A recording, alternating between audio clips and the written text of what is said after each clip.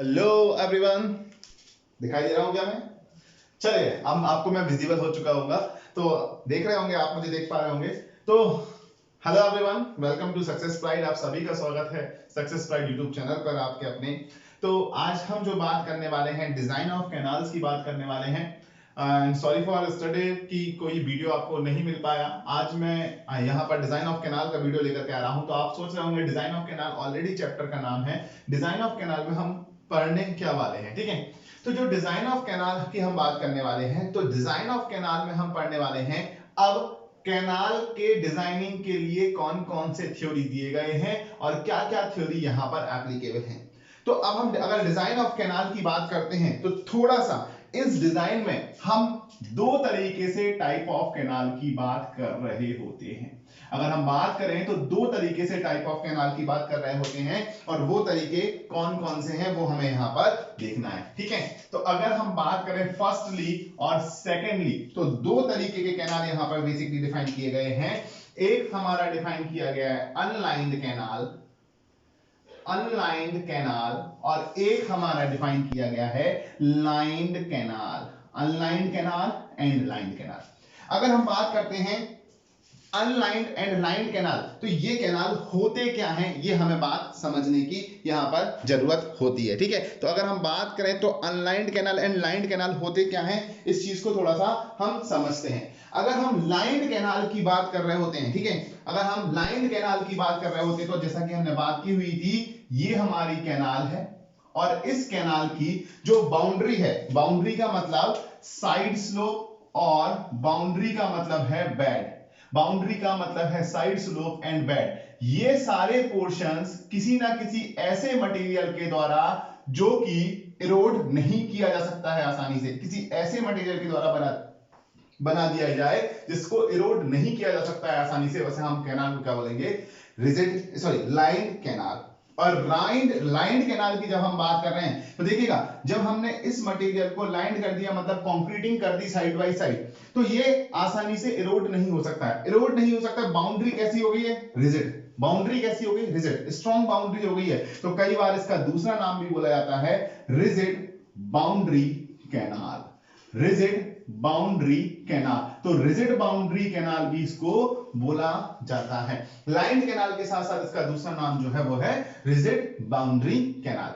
अब हम बात करने वाले हैं लाइंड कैनाल की। अब अनलाइंड कैनाल में क्या होगा, देखिए अनलाइंड कैनाल में क्या होगा, ऐसी कैनाल जो कि एलुवियल सॉइल के थ्रू बनी होती है, या ऐसी कैनाल जिनमें जो सरफेस होती है, चाहे आप बेड स्लोप की बात कर लें या साइड स्लोप की बात कर लें, ये जो सरफेस है, ये सरफेस लाइंड मटेरियल की नहीं बनी होती है। लाइंड मटेरियल की नहीं बनी होती है, किसकी बनी होती है, तो वो सॉइल मटेरियल की बनी होती है, मतलब अर्थ मटेरियल की बनी होती है, मतलब एलुवियल सरफेस की बनी हुई होती है। या हम बात करें एलुवियल सॉइल में से बनी हुई होती है, या नॉन एलुवियल सॉइल में से बनी होती है।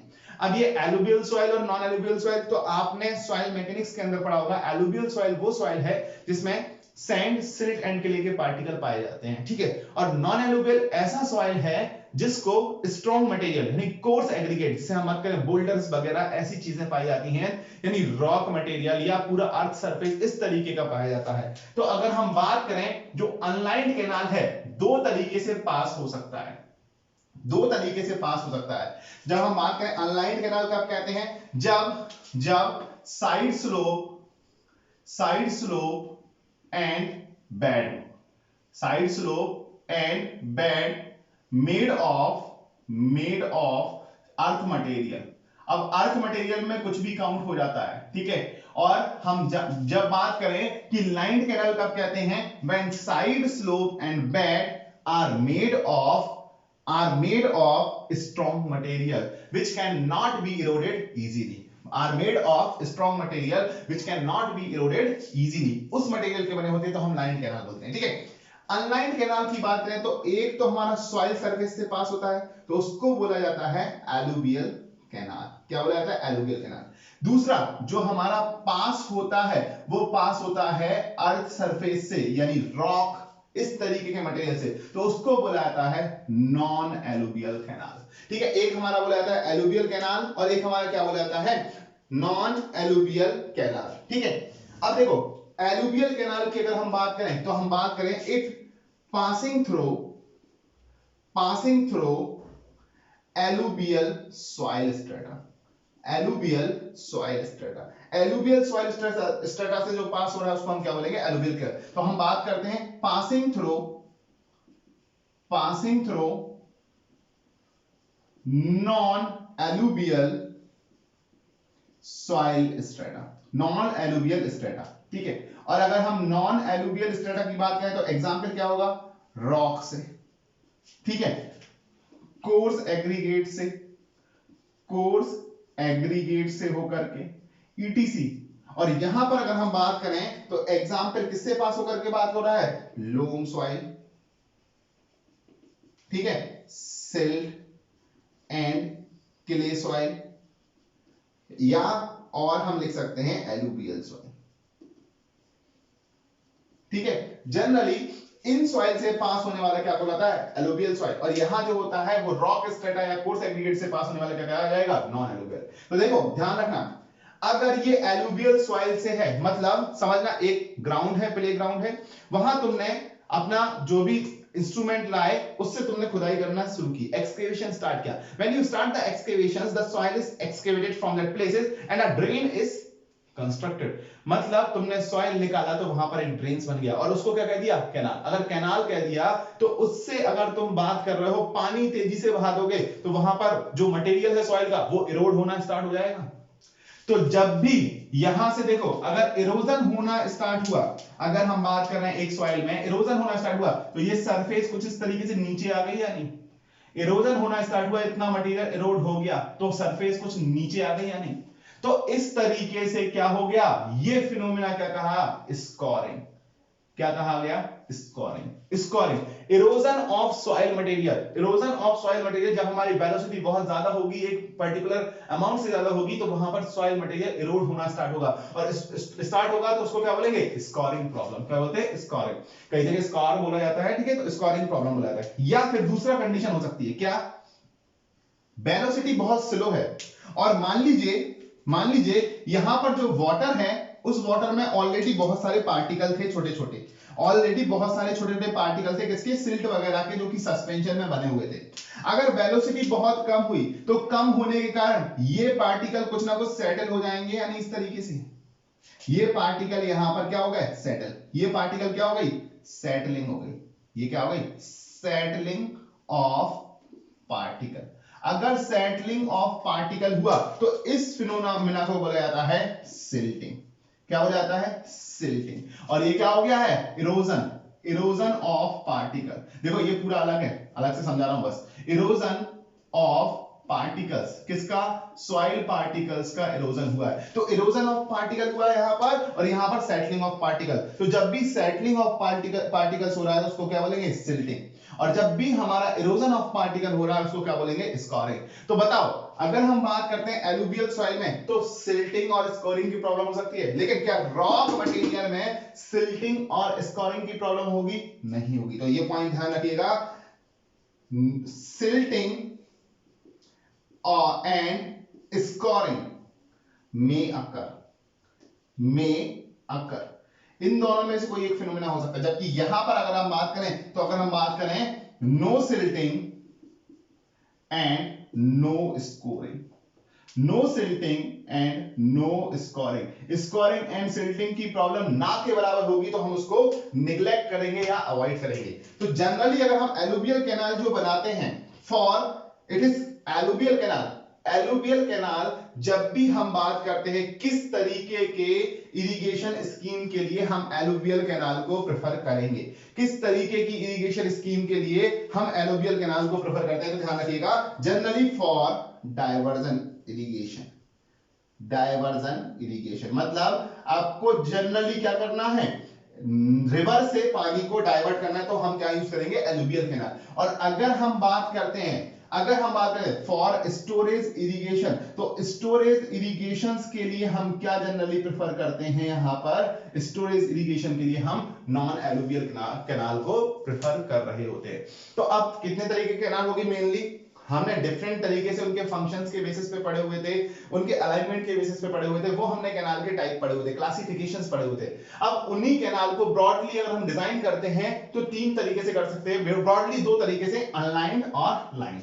लाइंड आपको सिंपल है, बहुत सिंपल डिजाइनिंग का फॉर्मूले है, वो हम समझ लेंगे।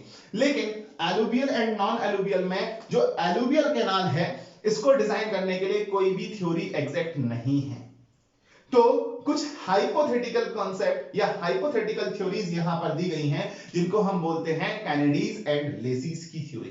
तो एलुवियल सॉइल के लिए, सॉरी एलुवियल कैनाल के लिए ही हमारी जो थ्योरी दी गई है जिनका नाम है लेसीज एंड कैनाडीज, जो कि एग्जैक्ट कैलकुलेशन नहीं देती हैं, जो कि हमारा क्या करते हैं हाइपोथेटिकल थ्योरीज हैं, उनकी हम बात करने वाले हैं इस चैप्टर में। तो अगर कभी पूछे लेसीज एंड कैनेडीज की जो थ्योरी है वो किस तरीके की कैनाल के लिए यूज किया जाता है, तो आपको आंसर देना होगा alluvial canal, non alluvial canal, lined canal या ऑल ऑफ द अबव। किसके लिए हम बात करते हैं तो ध्यान रखिएगा, जनरली एलुवियल कैनाल के लिए हम लेसीज और कैनेडीज थ्योरीज को याद कर रहे होते हैं, और बाकी सभी जगह पे हम बात कर रहे होते हैं, किसको याद कर रहे होते हैं, अलग अलग थ्योरीज की हम बात करेंगे। ठीक है, तो इतनी चीजें नोट कर लीजिएगा, नोट हो गई हैं। तो फिर हम आगे की तरफ बढ़ते हैं। नेक्स्ट जो हम पॉइंट करते हैं, डिजाइन ऑफ एलुवियल कैनाल।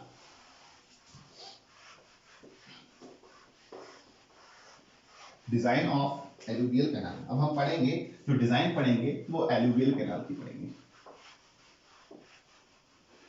और एलुवियल कैनाल में क्या क्या गलतियां होंगी, हमारे एलुवियल कैनाल के साथ दो गलतियां होंगी, तो वो होगी कौन सी, वो होंगी सिल्टिंग एंड स्कोरिंग। ठीक है, तो इसलिए कैनाल को ध्यान से पढ़ना है क्योंकि यहां से क्वेश्चन पूछे जाते हैं।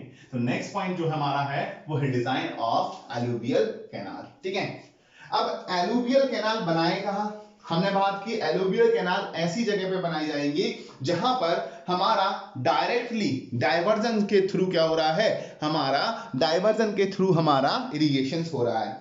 और डाइवर्जन स्कीम के थ्रू अगर हमारा इरिगेशन हो रहा है, ठीक है, डाइवर्जन स्कीम्स के थ्रू हमारा इरिगेशन हो रहा है, तो उस कंडीशंस में बात समझिएगा मेरी, उस कंडीशंस में हमें देखना होगा जो कैनाल से पानी होगा वो लगातार मिलना चाहिए। मतलब ऐसी रिवर्स जिसमें पानी की अधिकता हो या ज्यादा से ज्यादा पानी बह रहा हो, वहां पर हम एलुवियल कैनाल का कंस्ट्रक्शन करने वाले हैं। और नॉर्थ इंडिया में ज्यादातर रिवर वही हैं जो लगातार बह रही हैं, जैसे गंगा है, यमुना है, तो ये सारी नॉर्थ इंडिया की कुछ प्रमुख नदियां जो हैं इनकी हम बात करते हैं वो लगातार बह रही हैं। तो वहां पर क्या होगा, एलुवियल सॉइल होगा, और एलुवियल सॉइल होगा, ये नदियां लगातार बह रही हैं तो सैंड सिल्ट मिलता रहेगा, तो वहां पर सिल्टिंग और स्कोरिंग की प्रॉब्लम कंटिन्यूएशन में बनी रहेगी। और सिल्टिंग और स्कोरिंग की प्रॉब्लम कंटिन्यूएशन में बनी रहेगी तो हमें एक स्टेबल कैनाल का कंस्ट्रक्शन करना होगा, क्योंकि आपने देखा अगर सिल्टिंग हो गया या स्कोरिंग हो गया तो दोनों ही कंडीशन में कैनाल की कैपेसिटी कम हो जाती है।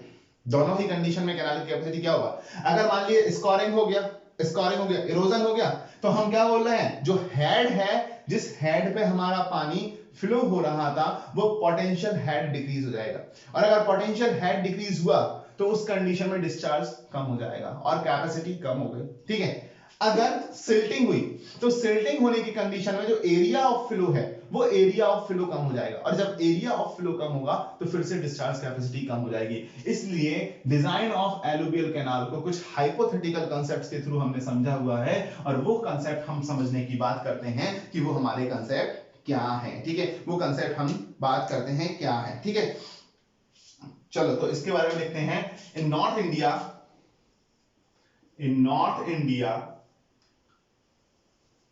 in North India, most of the soil, most of the river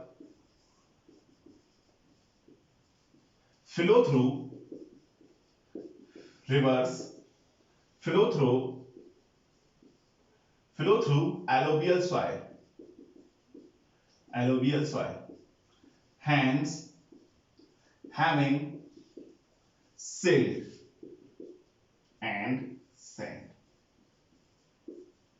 particles, having silt and sand particle, क्योंकि हमने बात की हुई सॉइल मैकेनिक्स में एलुवियल सॉइल जो होती है वो सैंड सिल्ट एंड क्ले का मिक्सचर्स होती है, सैंड सिल्ट एंड क्ले का मिक्सचर्स होती है, ठीक है। तो अगर हम बात करते हैं hence having silt and sand particle in certain amount, जिनको हम क्या बोलते हैं, सेडिमेंट बोलते हैं, जिनको हम क्या बोलते हैं, सेडिमेंट्स बोला जाता है, जिनको क्या बोला जाता है, सेडिमेंट्स बोला जाता है। अगर ये सेडिमेंट्स बोला जाता है, अगर इनको सेडिमेंट्स बोला जाता है, तो इन नदियों से निकलने वाली जो नहर होगी वो भी एलुवियल कैनाल होंगी या नहीं। सो हम बात करेंगे the canals which are feeded by these rivers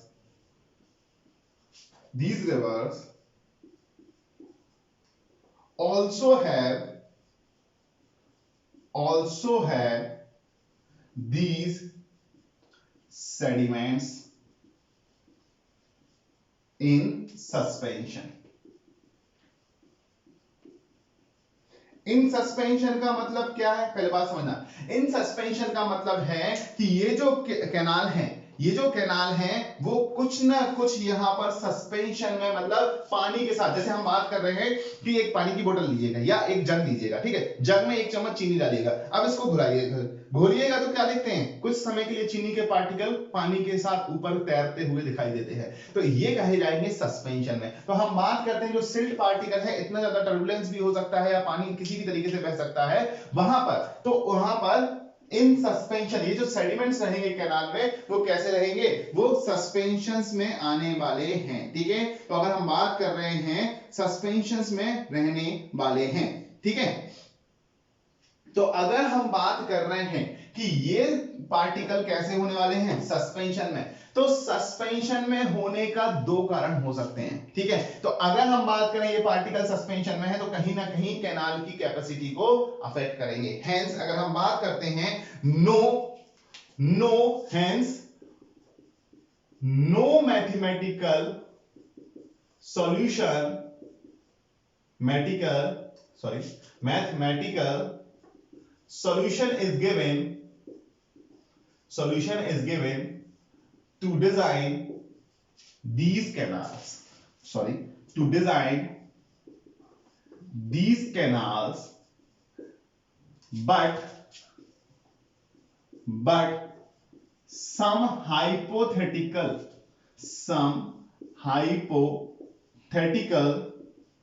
मतलब अभिकल्पन के द्वारा, ठीक है, hypothetical concepts are given by Kennedy's and Lacey's to design these canal. इन कैनाल्स को डिजाइन करने के लिए क्या दिया गया, कुछ हाइपोथेटिकल कॉन्सेप्ट दिए गए, किसके द्वारा, कैनेडीज के द्वारा, ठीक है, और किसके द्वारा, हम बात कर रहे हैं लेसीज के द्वारा। और इन थ्योरीज में क्या कहा गया है वो थोड़ा सा समझने की बात करना, ठीक है। इन थ्योरी में क्या कहा गया वो समझना। एज पर दीज थ्योरी, ठीक है, अगर हम बात करते हैं as per these theories, if water is moving with certain velocity and having sediments in suspension, then it may show problem of scoring and silting।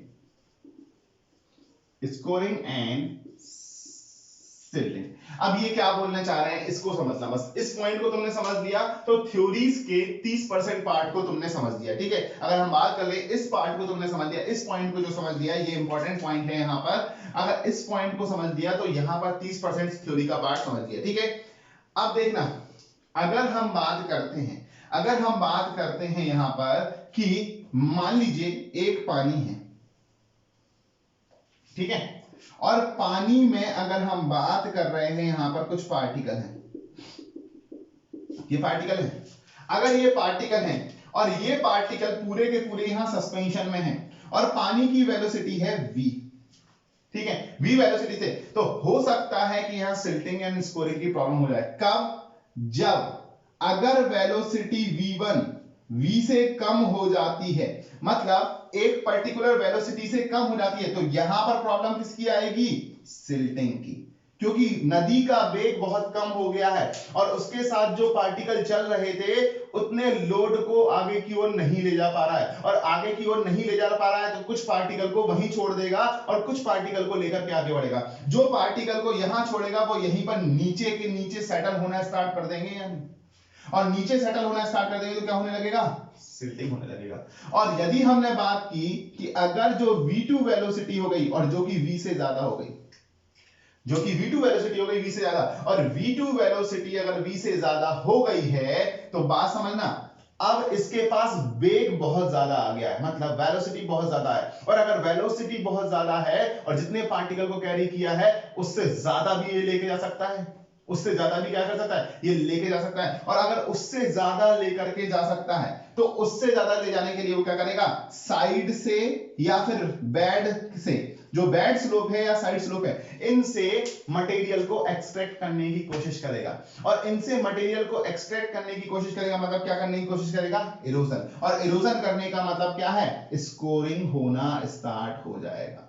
तो अगर एक सर्टेन वेलोसिटी के साथ चल रहा है और सस्पेंशन में है तो it may show problem of scoring and silting. मैंने ये बोला इट मे शो, मतलब ये हो सकता है कि प्रॉब्लम शो कर दे स्कोरिंग या सिल्टिंग की। कब? उस सर्टेन वेलोसिटी, हमने ये डिफाइन नहीं किया वो सर्टेन वेलोसिटी v होगी, हमने बोला सर्टेन वेलोसिटी v1 भी हो सकती है, सर्टेन वेलोसिटी v2 हो सकती है, लेकिन v एक ऐसी कंडीशन है जहां पर no silting and no scoring हो रहा है। तो हम लिख सकते हैं यहां पर एक ऐसी वेलोसिटी जहां पर नो सिल्टिंग और no scoring and no scoring problem हो रही है, उसको हमने बोला है बी। और अगर इससे ज्यादा हुई वेलोसिटी तो स्कोरिंग होगा, और इससे कम हुई तो हमारा क्या हो जाएगा? सिल्टिंग प्रॉब्लम आ जाएगी। तो अब मुझे बताओ इन थ्योरीज के अकॉर्डिंग क्या बात कही जा रही है? ये बात समझ में आई? ये बात समझ में आई? ठीक है, तो अब हम लिखेंगे इसी पॉइंट को, इन दोनों पॉइंट को लिखने वाले हैं। कैसे लिखेंगे? If water is not fully charged with the silt, water is not fully charged with the silt, then it will score the depth. Or if velocity is lower than a particular velocity, if water velocity is less, then it will start to settle some of the particles, so silting will take place, silting will take place। ठीक है, तो हम बात करते हैं तो इस तरीके की कंडीशंस यहां पर होने लगेगा। ठीक है, तो हम इन दो पॉइंट को यहां पर मेंशन करते हैं, इसको मैं साफ कर रहा हूं यहां पर।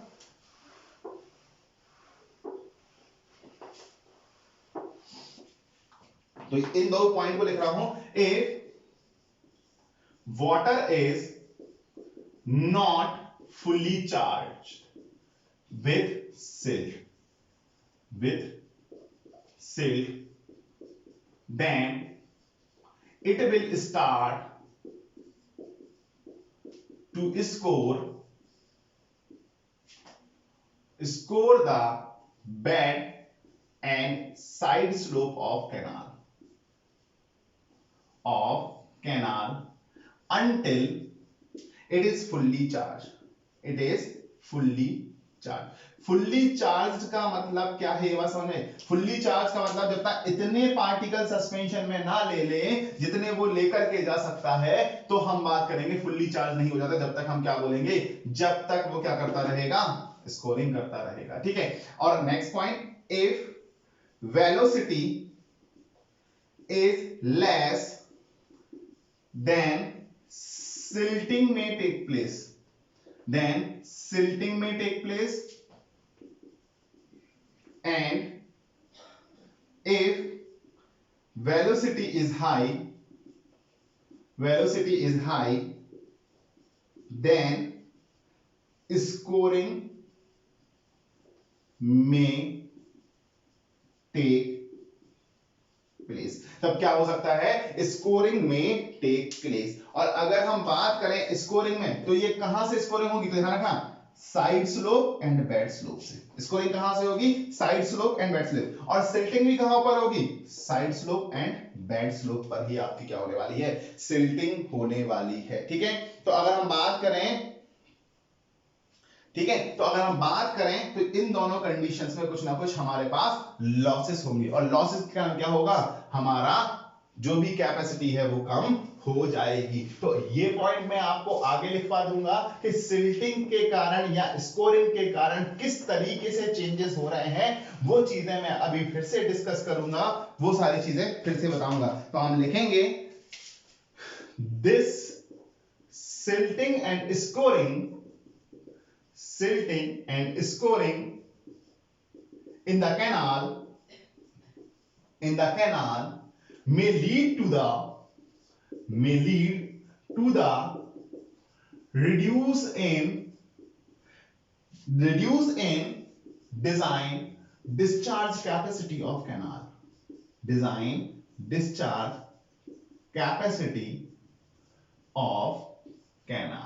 अब ये डिजाइन डिस्चार्ज कैपेसिटी कैसे कम होती है, इस पॉइंट को मैं आगे डिस्कस करूंगा आप सभी के साथ कि किस तरीके से यहां पर चेंजेस होंगे। बस थोड़े से समय बाद यहां पर डिस्कशन करूंगा कि कैसे डिस्चार्ज कम होगा।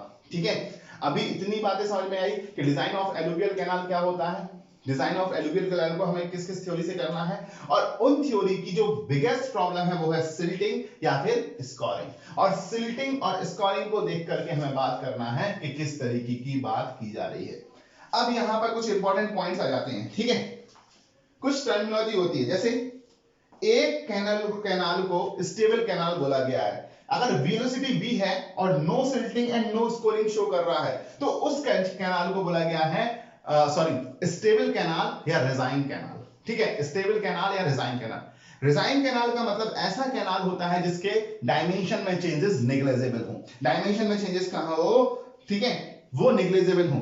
और डायमेंशन में चेंजेस नेग्लिजिबल होने का मतलब है कि silting is equal to scoring हो रहा है।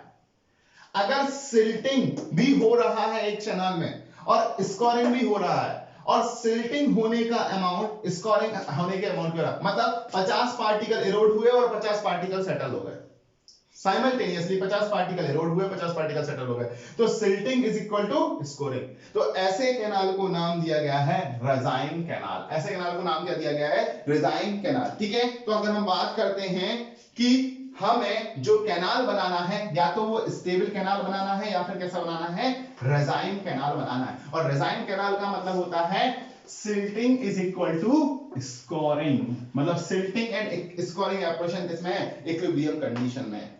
दूसरा, हमें जो बोला गया रिजाइन कैनाल की एक और डेफिनेशन बोली गई है, silt grade, silt charge and discharge. ये तीन चीज अगर किसी कैनाल के लिए कांस्टेंट है, तो ऐसे कैनाल को स्टेबल कैनाल या रिजाइन कंडीशन में बोला गया है। तो इन दो पॉइंट्स को बहुत लिखना है क्योंकि ऑब्जेक्टिव में बहुत बार पूछे गए हैं। तो इंपॉर्टेंट नोट करके लिखिएगा, इंपॉर्टेंट नोट बना करके लिखिएगा। ठीक है, इंपॉर्टेंट नोट बना के लिखिएगा। For proper designing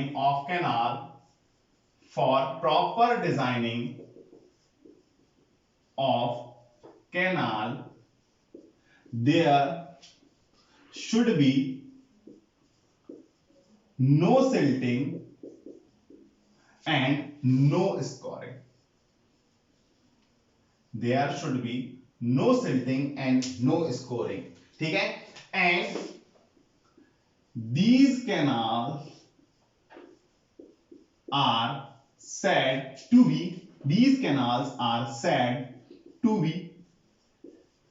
stable canal, ऐसा कैनाल जिसमें सिल्टिंग और स्कोरिंग हो नहीं रही। देखो, सिल्टिंग और स्कोरिंग हो भी रही है तो हम मान रहे हैं no silting and no scoring. ठीक है, क्योंकि जितना सिल्टिंग हो रही है उतना ही स्कोरिंग मान रहे हैं। तो स्टेबल कैनाल और रिजाइन कैनाल, और रिजाइन कैनाल का मतलब लिख लेना, where silting and scoring are in equilibrium, ठीक है, ये पॉइंट बहुत इंपॉर्टेंट है, देखिएगा ऑब्जेक्टिव में बहुत बहुत बार आपको परेशान करते हैं, मैं एक ही बार में आपको बता रहा हूं क्या मतलब है। यहां पर स्टेबल का मतलब भी है no silting and no scoring, और रेजाइन का मतलब भी है no silting and no scoring. Although silting is और स्कोरिंग जो है, सिल्टिंग एंड स्कोरिंग अगर हम बात करते हैं, यहां पर वेल लिखा है, तो सिल्टिंग और स्कोरिंग आपस में इक्विलिब्रियम मेंटेन कर रहे हैं, आपस में इक्विलिब्रियम मेंटेन कर रहे हैं, लेकिन उसको हम क्या बोलेंगे, स्टेबल कैनाल के बराबर ही बोल देंगे। ठीक है, तो अगर हम बात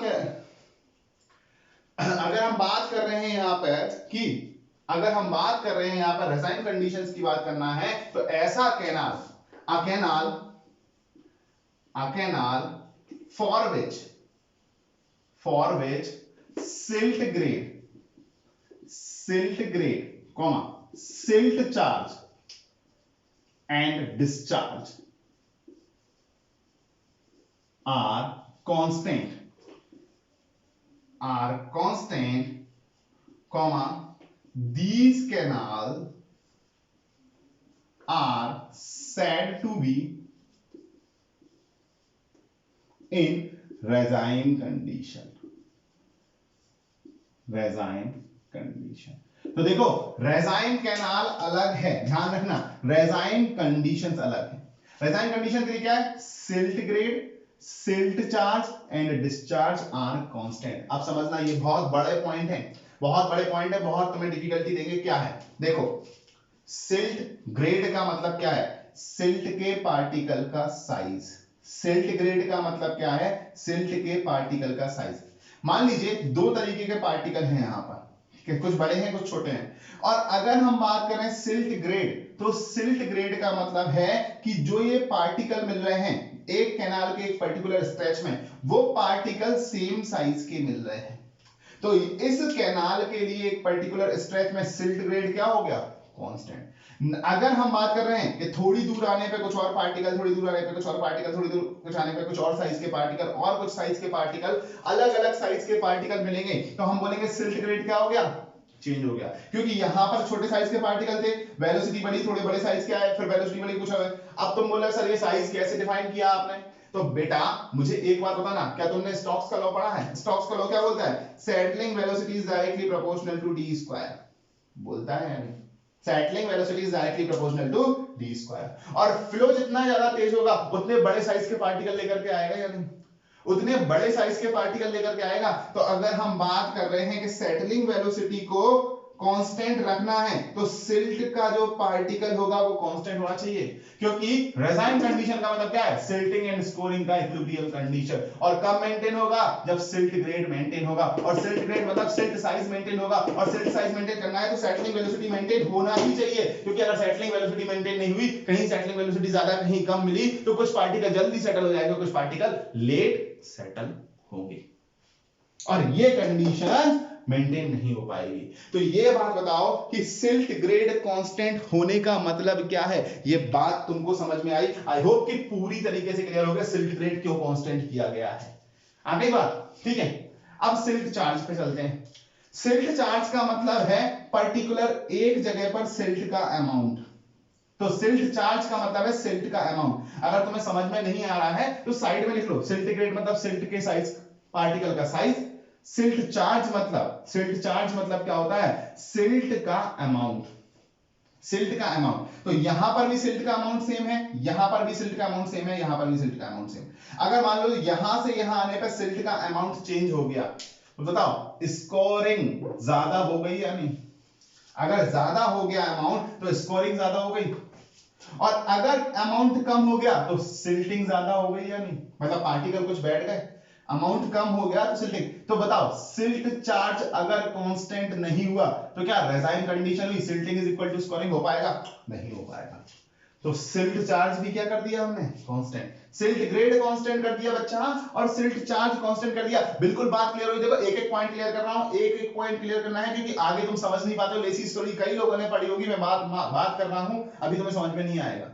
वहां पे मैं इन पैरामीटर को फिर से डिस्कशन करूंगा कि कौन सा पैरामीटर कहां कांस्टेंट होना है, कहां।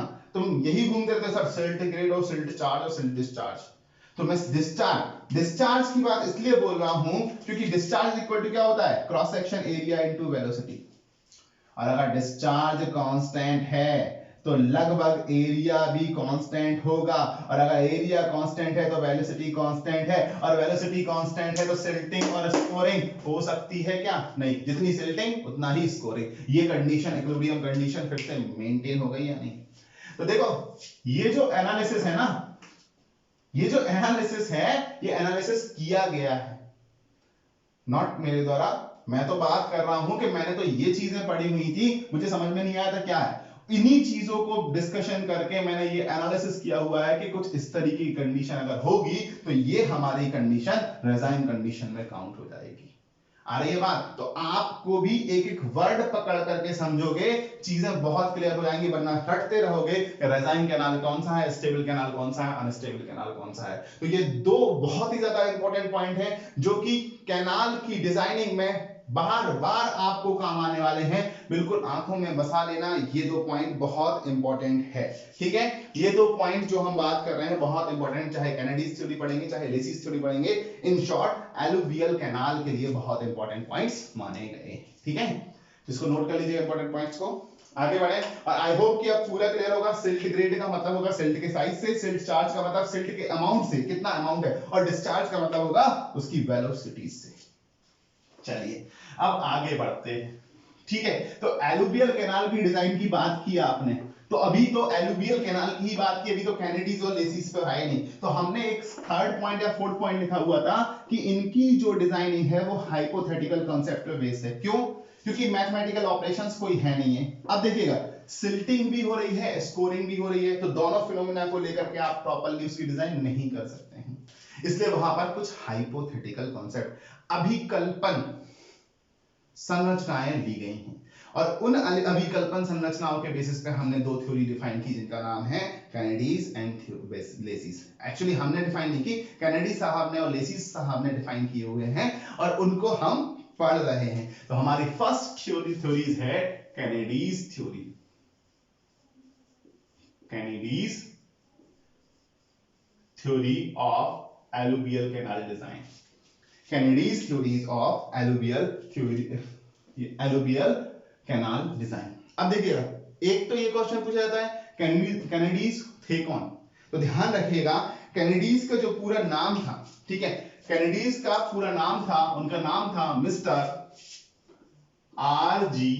कैनेडीज, आर.जी. कैनेडीज। और आर.जी. कैनेडीज की बात करें तो ये कौन थे? एग्जीक्यूटिव इंजीनियर इन पंजाब पीडब्ल्यूडी। अब हम बात कर रहे हैं पंजाब में थे, जो कि अब एक पाकिस्तान का हिस्सा है। अब किसका हिस्सा है? Pakistan. Punjab PWD department, Punjab PW department में एक इरिगेशन एग्जीक्यूटिव इंजीनियर थे जिनका नाम था, क्या नाम था? जिनका नाम था मिस्टर आर.जी. कैनेडीज, ठीक है? और इन्होंने जो स्टडीज की थी, स्टडीज ऑन अपर बारी दोआब कैनाल सिस्टम। इन्होंने अपर बारी दोआब कैनाल सिस्टम, एक जगह है वहां पर अपनी स्टडी को किया। तो कई बार इसको UBDCS भी लिखा होता है। तो क्या लिखा होता है? UBDCS, अपर बारी दोआब कैनाल सिस्टम पर अपनी स्टडीज को किया, और वहां से कुछ निष्कर्ष निकाल करके लाए। क्या निष्कर्ष निकाल करके लाए? निष्कर्ष की हम बात करेंगे थोड़ी देर में, और क्या निष्कर्ष निकाल करके लाए वो हमसे पूछा। तो एक बार ये क्वेश्चन पूछा गया है कि कैनेडीज साहब ने किस इरिगेशन कैनाल सिस्टम पर हमारा थ्योरीज को परफॉर्म किया और उससे अपनी थ्योरीज को डिफाइन किया हुआ है, ठीक है? तो अगर हम बात करें अपर बारी दोआब सिस्टम, अब इसी को ही क्यों चुना, ठीक है? तो जैसा कि अभी हमने बात किया है कुछ समय पहले कि नॉर्थ इंडिया में मोस्टली एलुवियल रिवर्स हैं, और अगर एलुवियल रिवर्स है तो वहां पर ही मोस्टली हमारी क्या मिलेंगी? Alluvial canal.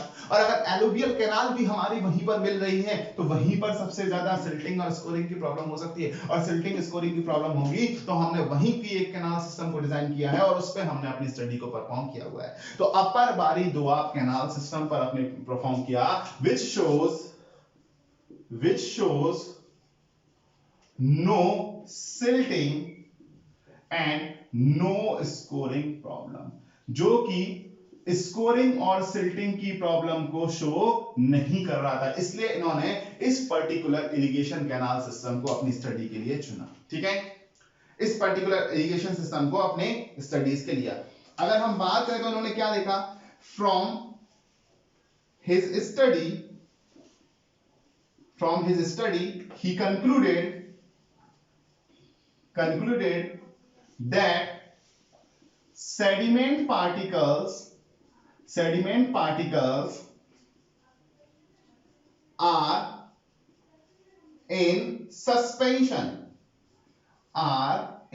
suspension due to eddies generated from, ठीक है, generated from कहां से जनरेटेड हो रहे हैं, फ्रॉम बॉटम ऑफ कैनाल। अब देखो सस्पेंशन बोल दिया है, सस्पेंशन का मतलब समझना है कि सस्पेंशन का मतलब क्या है। ठीक है, अगर हम बात करें सस्पेंशन, तो सस्पेंशन का मतलब क्या है ये हमें बात समझने की जरूरत है। ठीक है, तो अगर हम बात कर रहे हैं कि from his study he concluded that sediment particles are in suspension due to eddies generated from the bottom of canal। अब बॉटम ऑफ कैनाल, ये पॉइंट ध्यान रखना, बॉटम ऑफ कैनाल इन्होंने क्या माना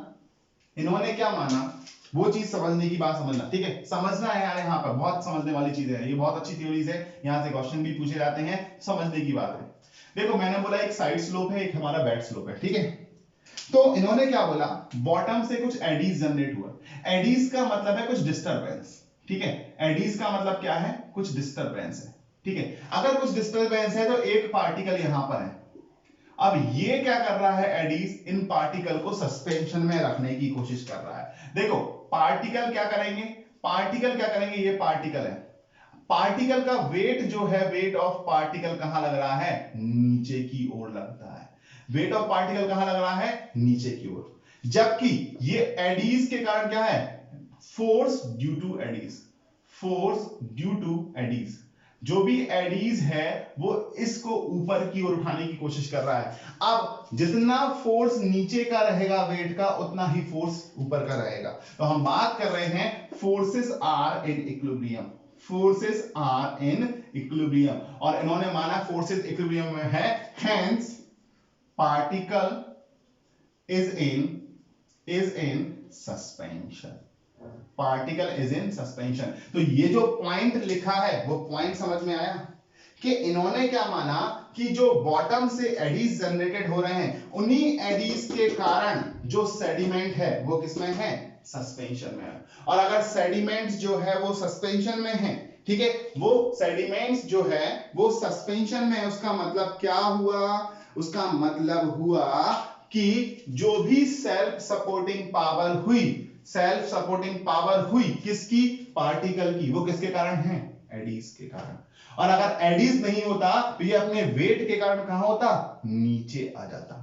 तो ध्यान रखना, अगर क्वेश्चंस कभी पूछे कि self supporting of power of particles किसके कारण हो रही है, वो एडीज के कारण जनरेटेड हो रही है, केवल और केवल एडीज के कारण। तो इन्होंने बात की हुई थी कि सस्पेंशन में रहेगा due to self supporting power, और सेल्फ सपोर्टिंग पावर किसके कारण जनरेट हो रही है, हमारा बॉटम में एडीज के कारण जनरेटेड हो रही है। तो बिल्कुल सिंपलीफाई करके मैंने लाइन को यहां लिखाने की कोशिश की है और आपको डिफाइन करने की कोशिश की है। तो ये पॉइंट बहुत इंपॉर्टेंट है, क्योंकि यहां पर पूछेगा कि भैया बताइएगा, क्या कैनेडी साहब ने बोला था कि जो एडीज जनरेट होते हैं वो साइड स्लोप से भी होते हैं क्या, नहीं।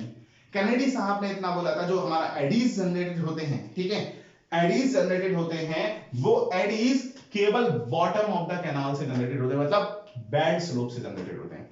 साइड स्लोप पे कोई भी एडीज जनरेटेड नहीं होगा, साइड स्लोप पे कोई भी एडीज जनरेटेड नहीं होगा। और एडीज का जो वर्टिकल कंपोनेंट है वही सेल्फ सपोर्टिंग पावर देगा किसको, पार्टिकल को। तो लिखना चाहो तो यहां पर ब्रैकेट बना के लिखिएगा कि vertical component of this eddies, vertical component, तो देखो एडीज कुछ भी नहीं है, एक तरीके का फोर्स है या करंट है, ठीक है, जिसके कारण पार्टिकल अपना, vertical component of this eddies support the weight of particle, support the weight of particle. This is known as self supporting power, self supporting power of canal. Canal की self supporting power इसको बोला जाता है। This is known as self supporting power of canal. ठीक है, again एक question और पूछा जा सकता है, क्या ये एडीज किस कारण से जनरेट हो रहे हैं? ठीक है, तो ये जो एडीज जनरेट हो रहे हैं, ये पानी है।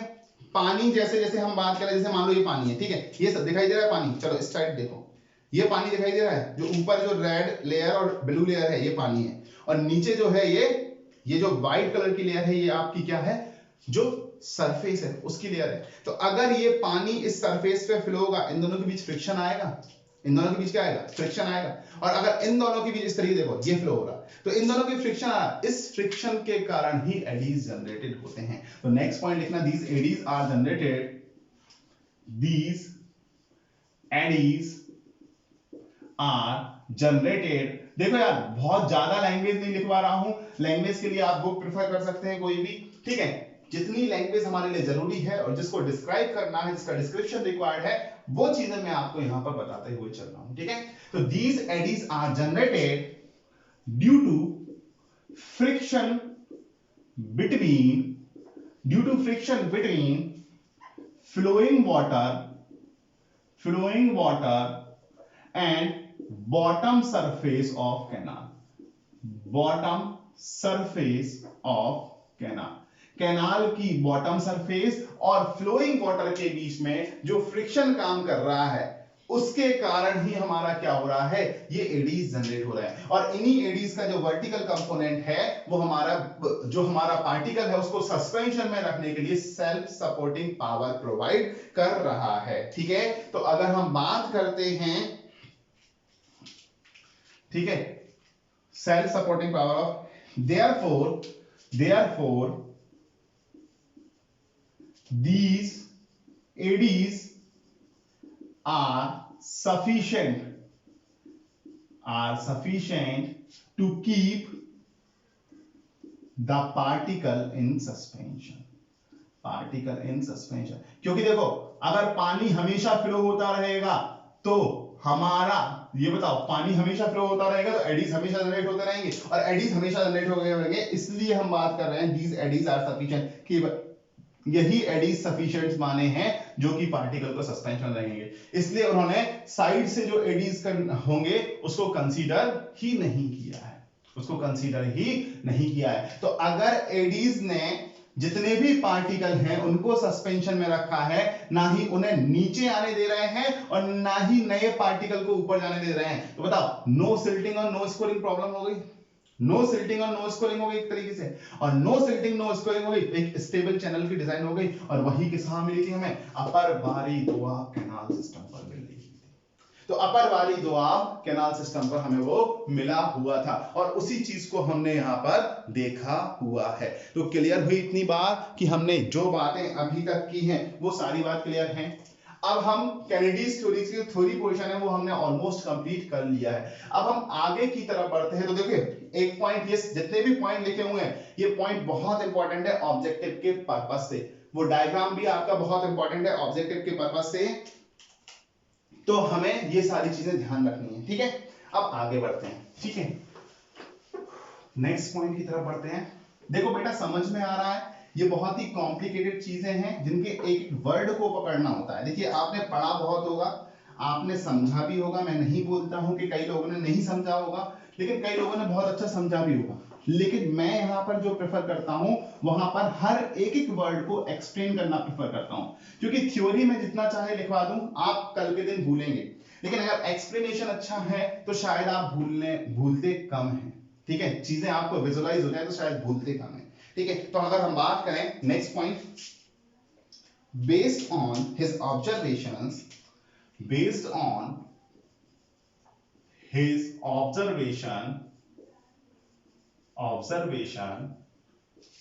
Kennedys define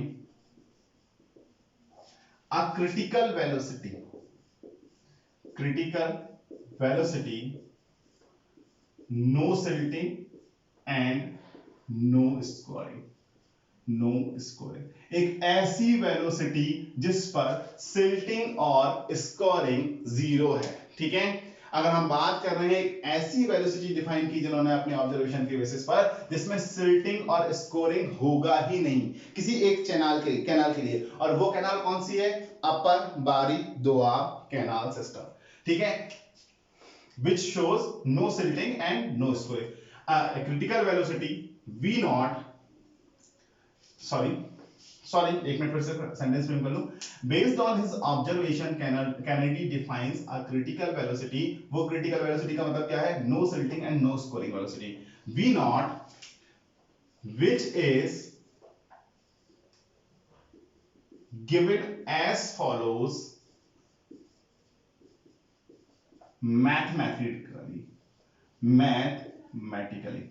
मैथमेटिकली इसको इस तरीके से डिफाइन किया कि v naught is equal to c1 y की पावर c2, c1 y की पावर c2। ये एक्सप्रेशन आपको याद रखना है। ठीक है, और ये किसके लिए डिफाइन किया है? ये है क्रिटिकल वेलोसिटी, और क्रिटिकल वेलोसिटी की बात कर रहे हैं, एक मैथमेटिकल ऑपरेशंस डिफाइन किया है जिसमें हम बात कर रहे हैं क्रिटिकल वेलोसिटी है, और क्रिटिकल वेलोसिटी जो हमारी होने वाली है वो किसमें है? मीटर पर सेकंड में। और जो डेप्थ है, ये डेप्थ होने वाली है depth of water in meter में। तो ध्यान दीजिएगा, यहां पर v नॉट है critical velocity in meter per second, y है depth of water in canal. और देखो जो क्रिटिकल वेलोसिटी है ये एलुवियल कैनाल के लिए डिफाइन है। किसके लिए डिफाइन है? एलुवियल कैनाल के लिए। ठीक है, तो हम बात करें y इज इक्वल टू क्या है? Depth of water in canal, और इसको किसमें रखना है? मीटर में। जबकि c1 and c2 are constant, तो हम बात करें c1 एंड c2 कुछ कांस्टेंट है, जहां पर c1 की वैल्यू 0.55 है और c2 की वैल्यू 0.64 डिफाइन करके बोला गया है। 0.55 एंड 0.64, और इन दोनों का जो यूनिट है वो SI यूनिट है। कोई भी यूनिट डिफाइन नहीं किया गया है, लेकिन इनको किस में रखा गया है? SI यूनिट यानी इंडियन स्टैंडर्ड यूनिट्स में रखा हुआ है, इसलिए इसको मीटर पर सेकंड में लिया गया है, इसको भी किसमें लिया गया है? मीटर में लिया गया है। तो अब हम बात करें critical velocity, v naught is equal to कितना डिफाइन है? 0.55 y की पावर 0.64, और इसको आप विदाउट कैलकुलेटर सॉल्व नहीं कर सकते हैं। ठीक है, बट ये इक्वेशन इंपॉर्टेंट है कि अपर बारी दोआब कैनाल सिस्टम के लिए जो हमारी क्रिटिकल वेलोसिटी है वो किस तरीके से डिफाइन है। ठीक है, क्रिटिकल वेलोसिटी किस तरीके से डिफाइन है? तो क्रिटिकल वेलोसिटी हमारी किस तरीके से डिफाइन है? क्रिटिकल वेलोसिटी हमारी जो डिफाइन है वो डिफाइन है v naught is equal to 0.55 y की पावर 0.64, या फिर v naught is equal to c1 y की पावर c2। ठीक है, अब देखिएगा ये तो अपर बारी दोआब कैनाल सिस्टम के लिए, क्योंकि उन्होंने ऑब्जर्वेशन कहां किया था? अपर बारी दोआब कैनाल सिस्टम पर। ये मतलब जो क्रिटिकल वेलोसिटी है ये अपर बारी दोआब कैनाल सिस्टम पे। ठीक है, और ये वो वेलोसिटी है जिस पर हम बात करें no silting and no scoring. तो हम क्या करेंगे? एक कैनाल को हमें पता लगाना है वो स्टेबल है या नहीं, उसमें सिल्टिंग हो रही है या स्कोरिंग हो रही है, क्या पता लगाना है। तो हम क्या करेंगे? पहले तो उसका जो वाटर फ्लो हो रहा है उसकी वेलोसिटी निकालेंगे, उसको बोलते हैं मीन वेलोसिटी या एक्चुअल वेलोसिटी। ठीक है, तो हम बात कर रहे हैं कैनेडी साहब ने अपने थ्योरी के अंदर एक रिलेशनशिप स्टेबलाइज किया है किस किस के बीच? Mean velocity and critical velocity के ऊपर। तो हम लिख सकते हैं कि यहां पर हम नेक्स्ट पॉइंट बात कर रहे हैं। नेक्स्ट पॉइंट क्या बात कर रहे हैं यहां पर? कि हम बात कर रहे हैं critical velocity for different region of India. ठीक है, तो अगर हम बात करें अगेन, this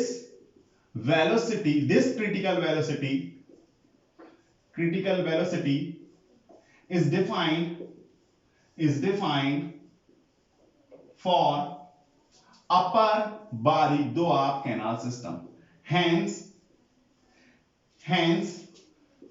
for universally या for different reason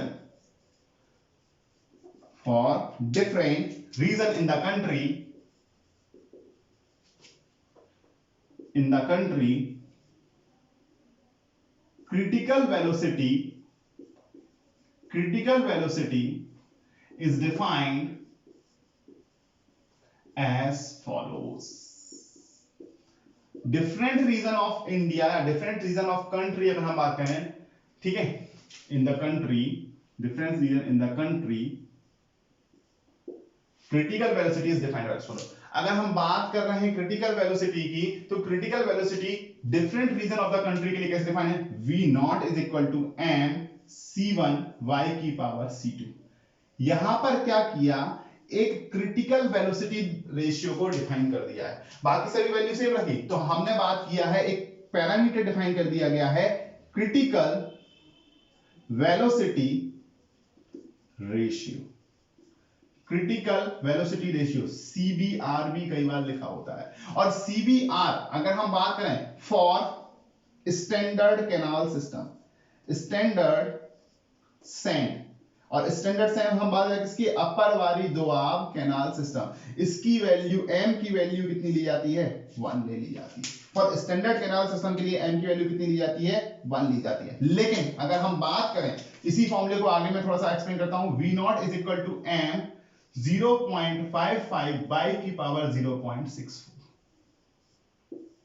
ठीक है, तो अगर हम बात कर रहे हैं यहां पर m स्टैंडर्ड सॉइल के लिए कितना, सैंड के लिए कितना, हमारा m is equal to 1। For coarser sand then standard, अगर स्टैंडर्ड से कोर्स सैंड है, अगर सैंड जो हमारा कोर्स है स्टैंडर्ड से, देन m की वैल्यू जो बिलोंग करती है, वो m की वैल्यू जो बिलोंग करती है, वो ध्यान देना 0.8 से लेकर के 1.1 से लेकर के 1.2 के बीच में डिफाइन करती है, 1.1 से 2 के बीच में। और for fine sand then standard के कंपैरिजन में अगर हम बात करें कि फाइन सैंड है, तो m की वैल्यू जो डिफाइन होती है वो 0.8 से लेकर के 1.0 या 0.9, या फिर हम बात करें और m की वैल्यू जो बिलोंग करती है 0.8 से लेकर के 1.0 के बीच में डिफाइन करती है। तो अगर हम बात करें, अगर हमारा कोर्सर सैंड है, तो उन पार्टिकल को वहां पर वेलोसिटी कुछ और चेंजेस हो जाएगी, और फाइन पार्टिकल है तो वेलोसिटी क्या चाहिए? कम चाहिए है, और कोर्स पार्टिकल के लिए ज्यादा चाहिए। तो उसके बेसिस पर m की वैल्यू को डिफाइन किया गया है, और ये चीजें आपसे पूछी जा सकती हैं ऑब्जेक्ट में। क्रिटिकल वेलोसिटी रेशियो क्या है? क्रिटिकल वेलोसिटी रेशियो एक रेशियो है mean velocity to the critical velocity का। Mean velocity to the critical velocity का रेशियो हमारा क्या कहलाता है? Critical velocity ratio. ठीक है, और स्टैंडर्ड के लिए m is equal to 1, coarse sand के लिए जो है 1.1 से 1.2 के बीच में, और फाइन सैंड के लिए कितना है? 0.8 से या फिर 0.9 या फिर 0.8 से 1 के बीच में। जनरली जो वैल्यू ली जाती है वो 0.8 से 0.9 के बीच में कंसीडर किया जाता है। बट कई बार एक और चीज पूछ लेता है, m की टोटल वैल्यू कहां से कहां तक वेरी करेगी? तो ध्यान रखना, m की जो वैल्यू वेरी करती है वो 0.7 से लेकर के 1.2 के बीच में वेरी कर रहा होता है। क्रिटिकल वेलोसिटी रेशियो जो वेरी कर रहा होता है वो 0.7 से लेकर के 1.2 के बीच में वेरी कर रहा होता है। ठीक है, तो ये चीज हमें यहां पर ध्यान रखनी है, ऑब्जेक्ट में कभी ना कभी पूछा जा सकता है। तो देखिएगा, ये जो है वो अपर वाली दोआब कैनाल सिस्टम के लिए है, और ये जो है सभी के लिए है। तो आपने क्रिटिकल वेलोसिटी निकाल लिया, और क्रिटिकल वेलोसिटी क्या डिफाइन है?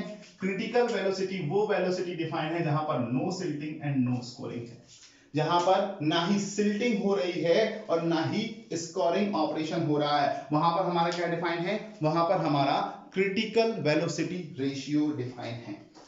अब आगे की बात मैं कर रहा हूं, थोड़ा सा पेशेंसफुली सुनिएगा। थोड़ा सा आज एक काम करते हैं, कैनेडीज थ्योरी को कंप्लीट कर लेते हैं। ठीक है, कैनेडीज थ्योरी को कंप्लीट कर लेते हैं। मैं नहीं चाहूंगा कि इसको बीच में छोड़ूं, क्योंकि चीजें बहुत कॉम्प्लेक्स हो जाएंगी। पहले ये बताओ, इतनी चीजें क्लियर हुई? सभी को इतनी चीजें क्लियर हुई? ठीक है, तो ये पॉइंट जो है वो ध्यान रखना है कि सबसे पहले हमें क्या निकालना है? Critical velocity.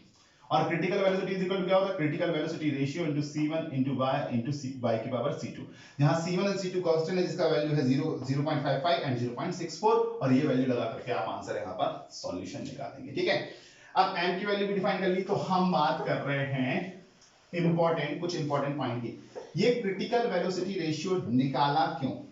ये किस तरीके से रिलेट करेगा कि हमारा सिल्टिंग हो रहा है या स्कोरिंग हो रहा है, ये किस तरीके से हमें बताएगा, ये सारी चीजें समझने की बात है। तो जो पॉइंट मैंने पहले डिस्कस किया हुआ था उस पॉइंट को डिस्कस करने का समय आ चुका है। ठीक है, तो हम नेक्स्ट पॉइंट लिखते हैं। Hence Kennedy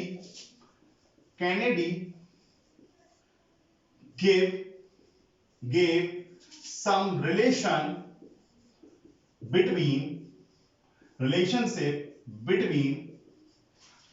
what? Between critical velocity and mean or actual velocity. Critical velocity ऐसी वेलोसिटी जिस पर no scoring and no silting हो रहा है, और मीन या एक्चुअल वेलोसिटी जो एक्चुअल में वेलोसिटी उस स्ट्रीम की हो रही है। ठीक है, तो यहां पर 3 केस बनेंगे। सबसे पहले केस नंबर 1, मान लीजिए एक कैनाल है। इस कैनाल में अगर हम बात करते हैं तो यहां पर कुछ चीजें डिफाइन कर देता हूं। क्रिटिकल वेलोसिटी को मैं डिफाइन कर रहा हूं v नॉट से, एंड मीन वेलोसिटी को डिफाइन कर रहा हूं v से।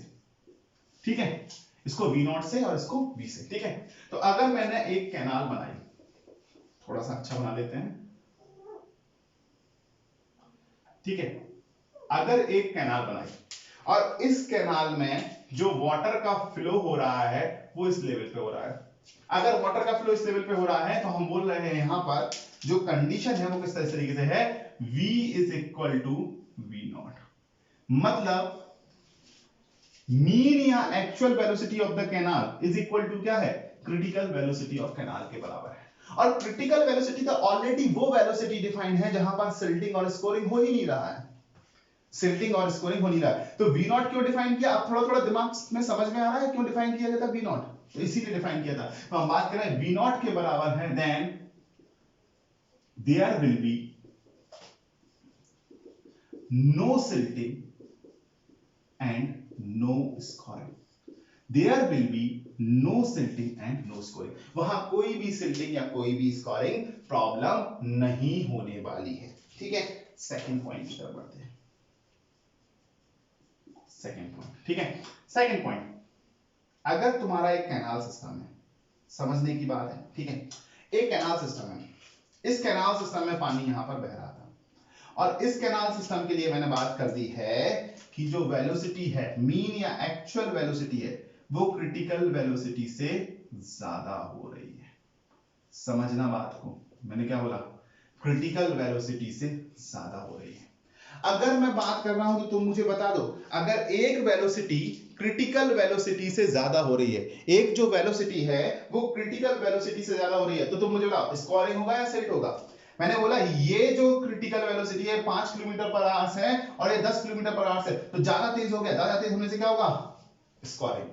क्या करना स्टार्ट करेगा, साइड्स को और बेड को स्कोर करना स्टार्ट करेगा। क्या करना स्टार्ट करेगा, स्कोर करना। साइड्स को और बेड को स्कोर करना स्टार्ट किया तो हम बात करेंगे देयर विल बी स्कोरिंग या erosion from side and bed of canal. Side and bed of canal, canal के बेड से और कैनाल के साइड से क्या होना स्टार्ट हो जाएगा, स्कोरिंग होना स्टार्ट हो जाएगा। और अगर स्कोरिंग होना स्टार्ट हुआ तो मुझे बताओ पानी का लेवल जो पहले यहां पर था, अगर हम बात करें, सॉरी इसको एक काम करते हैं, पहले ब्लैक पेन से बना लेते हैं। जो पहला वाला लेवल था उसको किससे बनाया हमने, ब्लैक पेन से, क्योंकि ब्लैक से हमने कैनाल सेक्शन बनाया। ठीक है, अब रेड वाला पेन आ गया, मतलब नीचे आ गया, पानी का लेवल कहां आ गया, नीचे। तो यहां पर देखो ये जो है ये लॉस ऑफ हेड हो गया या नहीं, क्या हो गया, लॉस ऑफ हेड। मान लो थोड़ा सा स्कोरिंग हुआ तो नीचे आया, नीचे आने से क्रॉस सेक्शन एरिया बढ़ गया, और क्रॉस सेक्शन एरिया बढ़ने से पोटेंशियल हेड क्या हो गया, लॉस हो गया। अगर पोटेंशियल हेड लॉस हो गया तो डिस्चार्ज कैपेसिटी क्या हो जाएगी, कम हो जाएगी या नहीं। कैसे, अब तुम बता रहा हूं फिर से, वही टंकी वाला एग्जांपल ले लो। टंकी ऊपर भरी हुई है, ठीक है, और टैप से पानी निकालो, फुल भरी हुई टंकी, तो पानी तेजी से आएगा, मतलब डिस्चार्ज क्या है, ज्यादा है या नहीं। अब हेड कम कर दो, हेड कम करते जाओ, हेड कम करते जाओ, हेड कम करते, नीचे से जो पानी आ रहा है टैप से, वो पानी आने का रेट कम होता जाएगा या नहीं? तो बताओ डिस्चार्ज, पोटेंशियल हेड कम होने पे क्या डिस्चार्ज चेंज होता जा रहा है या नहीं? पोटेंशियल हेड देखो, अभी बात कर रहा हूं यहां पर, तो पोटेंशियल हेड यहां था, अब दूसरी बार में यहां पे आ गया, तो पोटेंशियल हेड कम होने से क्या हो गया है? डिस्चार्ज कम हो जाएगा। तो हम लिखेंगे ड्यू टू, यहां पर मेंशन कर लेना इसमें, ठीक है, due to loss of potential head, due to, ऐसा लिखेगा, due to scoring there will be loss of potential head, loss of potential head, hence discharge capacity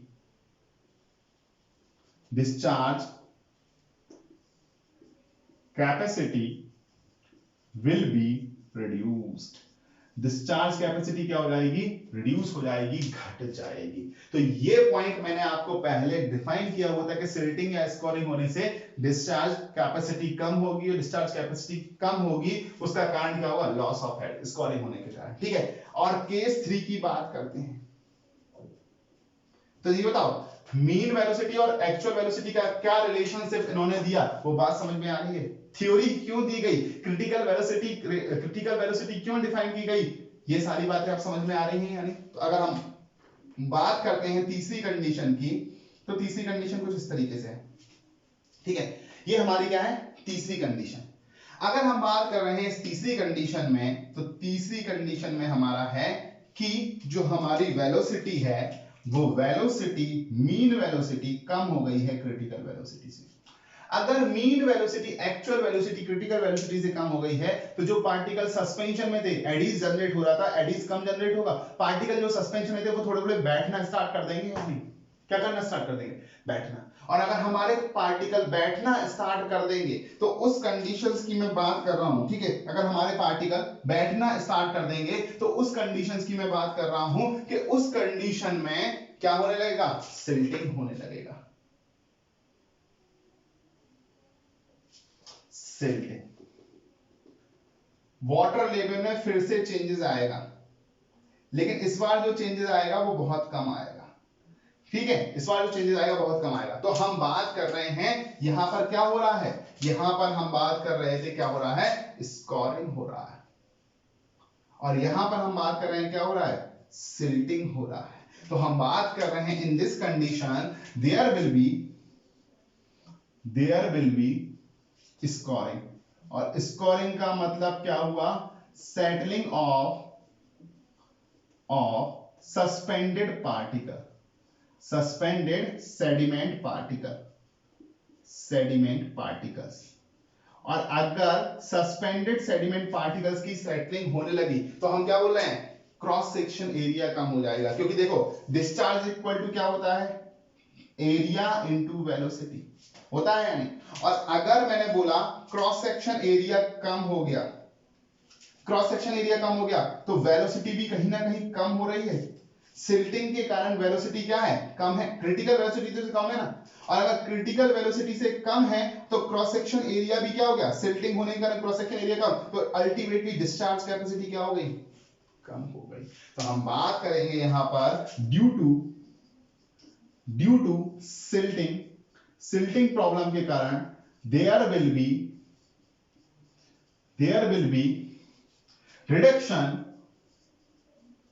reduction in the cross-sectional area and discharge velocity which ultimately reduces discharge in the canal।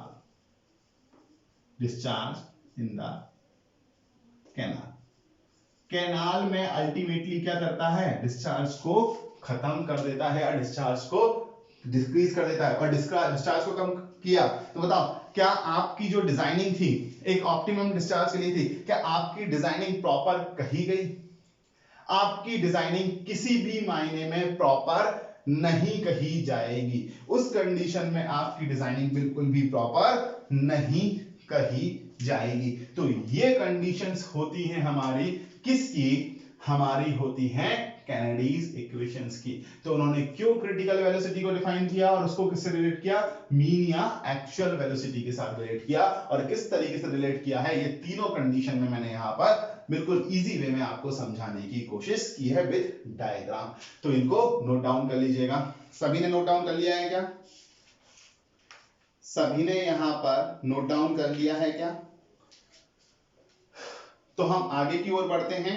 तो देखिएगा यहां पर अगर ये सारी चीजें note down कर ली है तो नोट डाउन करने में ध्यान दीजिएगा, अगर सिल्टिंग हुई या स्कोरिंग हुई, दोनों में से कोई भी प्रॉब्लम होती है तो यहां पर अल्टीमेटली रिडक्शन किसमें हो रहा है, डिस्चार्ज कैपेसिटी में। अल्टीमेटली रिडक्शन किसमें हो रहा है, डिस्चार्ज कैपेसिटी। और जब डिस्चार्ज कैपेसिटी कम हुई तो हमारी डिजाइनिंग प्रॉपर नहीं मानी जाएगी, ठीक है, नहीं मानी जाएगी। तो ये चीजें हमें यहां पर ध्यान रखनी है।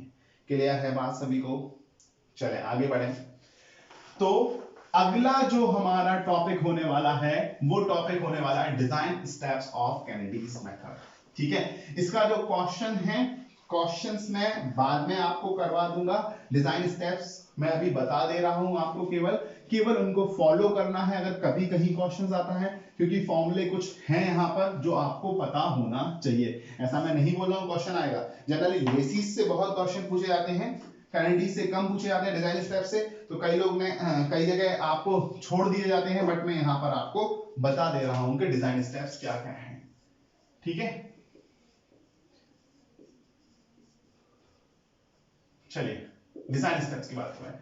अब हम डिजाइन स्टेप्स की बात करें तो डिजाइन स्टेप्स में अगर हम सबसे पहले बात करें तो हमें कैनेडीज थ्योरीज को डिजाइन करना है, और अगर मुझे कैनेडीज थ्योरीज को प्रॉपर्ली डिजाइन करना है तो उस केस में सबसे पहले मुझे क्या डिफाइन करना होगा, क्रिटिकल वेलोसिटी अकॉर्डिंग टू किसके द्वारा, कैनेडीज के द्वारा, ठीक है। तो हम सबसे पहले स्टेप क्या करेंगे, assume a trial depth, trial depth का मतलब है y, क्योंकि हमें अज्यूम करना होगा, हमें क्वेश्चन में कई बार दे दिया जाता है और दे दिया जाएगा तो सबसे अच्छा है, नहीं दे दिया जाएगा तो डिजाइन क्या करना है, डिजाइन यही तो करना है। डिजाइन का मतलब सिंपली समझना, डिजाइन का मतलब है कि डिस्चार्ज मैक्सिमम मिले, डिजाइन का मतलब ये है कि डिस्चार्ज के अकॉर्डिंग जितना डिस्चार्ज चाहिए उसके अकॉर्डिंग हमें डेप्थ मिले, उसके अकॉर्डिंग क्रॉस सेक्शन एरिया मिले, उसके अकॉर्डिंग डेप्थ मिले, तो ये सारी चीजें मिले, वो हमें डिजाइन का मतलब है, ठीक है। तो assume a trial depth and calculate critical velocity, calculate critical velocity, हमने क्रिटिकल वेलोसिटी, तो critical velocity is equal to क्या होगा, c1 by की पावर c2, यही होगा सर, बताओ यही होगा। तो हम यहाँ पर बात कर रहे हुए थे कि थोड़ा सा टेक्निकल इश्यूज हो गए थे, ठीक है। तो v naught is equal to m c1 की पावर y की पावर c2, तो v naught is equal to क्या लिखा, m 0.55 y1 की पावर 0.64, जो कि m की वैल्यू है वो आपको क्वेश्चन में गिवन होगी, ठीक है। और अगर हम ट्रायल डेप्थ लेना चाहते हैं तो ट्रायल डेप्थ डिस्चार्ज के अकॉर्डिंग ली जाती है। यहां आपको डिस्चार्ज Q दिया होगा और यहां आपको दिया होगा ट्रायल डेप्थ। जो डिस्चार्ज की वैल्यू होगी वो आपका क्यूबिक में होगी, मीटर क्यूब पर सेकंड, सॉरी इसको यहां लिख देता हूं, मीटर क्यूब पर सेकंड में होगी, और जो ट्रायल डेप्थ होगी वो किस में होगी, मीटर में होगी, ठीक है। तो अगर हम बात करते हैं 0 से 20 तक, 20 से 40 तक, 40 से 80 तक, सॉरी 20 40 80 और 80 से 100 तक और ग्रेटर देन 100 की बात करते हैं। तो 0 से 20 तक में 2 मीटर लेंगे, सॉरी 1 मीटर लेंगे, यहां पर इसका वैल्यू आप 2 मीटर लेंगे, इसकी वैल्यू लेंगे 2.5 मीटर, इसकी वैल्यू लेंगे 3 मीटर, इसकी वैल्यू ले लेंगे 3.5 मीटर। तो इस तरीके से आपको ट्रायल डेप्थ अज्यूम करना है, और जब आप एक बार ट्रायल डेप्थ अज्यूम कर लेते हैं उसके बाद आप सेकंड स्टेप की तरफ बढ़ेंगे, और सेकंड स्टेप की तरफ बढ़ेंगे तो हम निकालेंगे क्रॉस सेक्शन एरिया, ठीक है। Second step, calculate area of flow required, area of flow required, flow का कितना एरिया रिक्वायर्ड है वो हमें कैलकुलेट करना है। तो ए रिक्वायर्ड इज इक्वल टू क्या हो जाएगा, discharge upon velocity, discharge upon velocity, और वेलोसिटी कौन सी, जो भी हमने क्रिटिकल वेलोसिटी निकाली हुई है, जो भी क्रिटिकल वेलोसिटी निकाल ली है उस क्रिटिकल वेलोसिटी से हम डिवाइड कर देंगे, तो ये हमारा सेकंड स्टेप कंप्लीट हो जाएगा। तो एक छोटा सा क्वेश्चन आपसे पूछ सकता है कि किसी किसी कैनेडीज के अकॉर्डिंग एक सेक्शन के लिए कितना क्रॉस सेक्शन एरिया रिक्वायर्ड होगा अगर डिस्चार्ज और क्रिटिकल वेलोसिटी आपको गिवन है, तो ये क्वेश्चन आपसे पूछ सकता है। तीसरे में हम क्या करेंगे, तीसरे में क्या करना है, assume a trapezoidal section, assume a trapezoidal section and calculate its perimeter and other dimension, इसके पेरीमीटर एंड अदर डायमेंशंस निकालना है, ठीक है।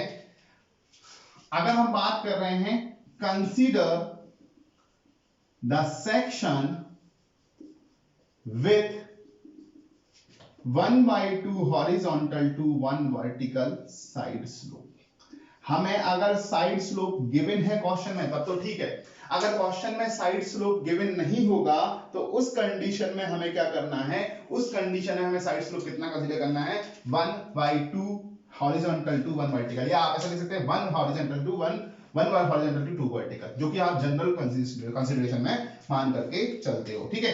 तो अगर हम बात करते हैं एक ट्रेपेजॉइडल सेक्शन कंसीडर करना है, ठीक है, इस ट्रेपेजॉइडल सेक्शन में मान लीजिए ये डेप्थ है, तो ये जो डेप्थ हो गई है, ठीक है, ये जो डेप्थ हो गई है, ये डेप्थ कितनी हो गई है, ये y डेप्थ हो गई है। अब देखिएगा, अगर ये y डेप्थ हो गई है तो ये बॉटम विड्थ की बात करें तो b हो जाएगा या नहीं, और यहां से लेकर यहां तक ये बॉटम विड्थ अगर ये है तो टॉप विड्थ भी b हो गया, और टॉप विड्थ की बात करें तो ये x पैरामीटर मान लीजिए दोनों साइड पे या नहीं, क्योंकि जो साइड स्लोप है वो साइड स्लोप कितना माना गया है, हाफ हॉरिजॉन्टल टू 1 वर्टिकल माना गया है, sorry half horizontal to 1 vertical इसको माना गया है। अब ध्यान देना, क्या आप y पता है, y तो आपने यहां से माना हुआ है, y आपको पता है, क्या आपको कैलकुलेट क्या करना है, b की वैल्यू एंड x की वैल्यू,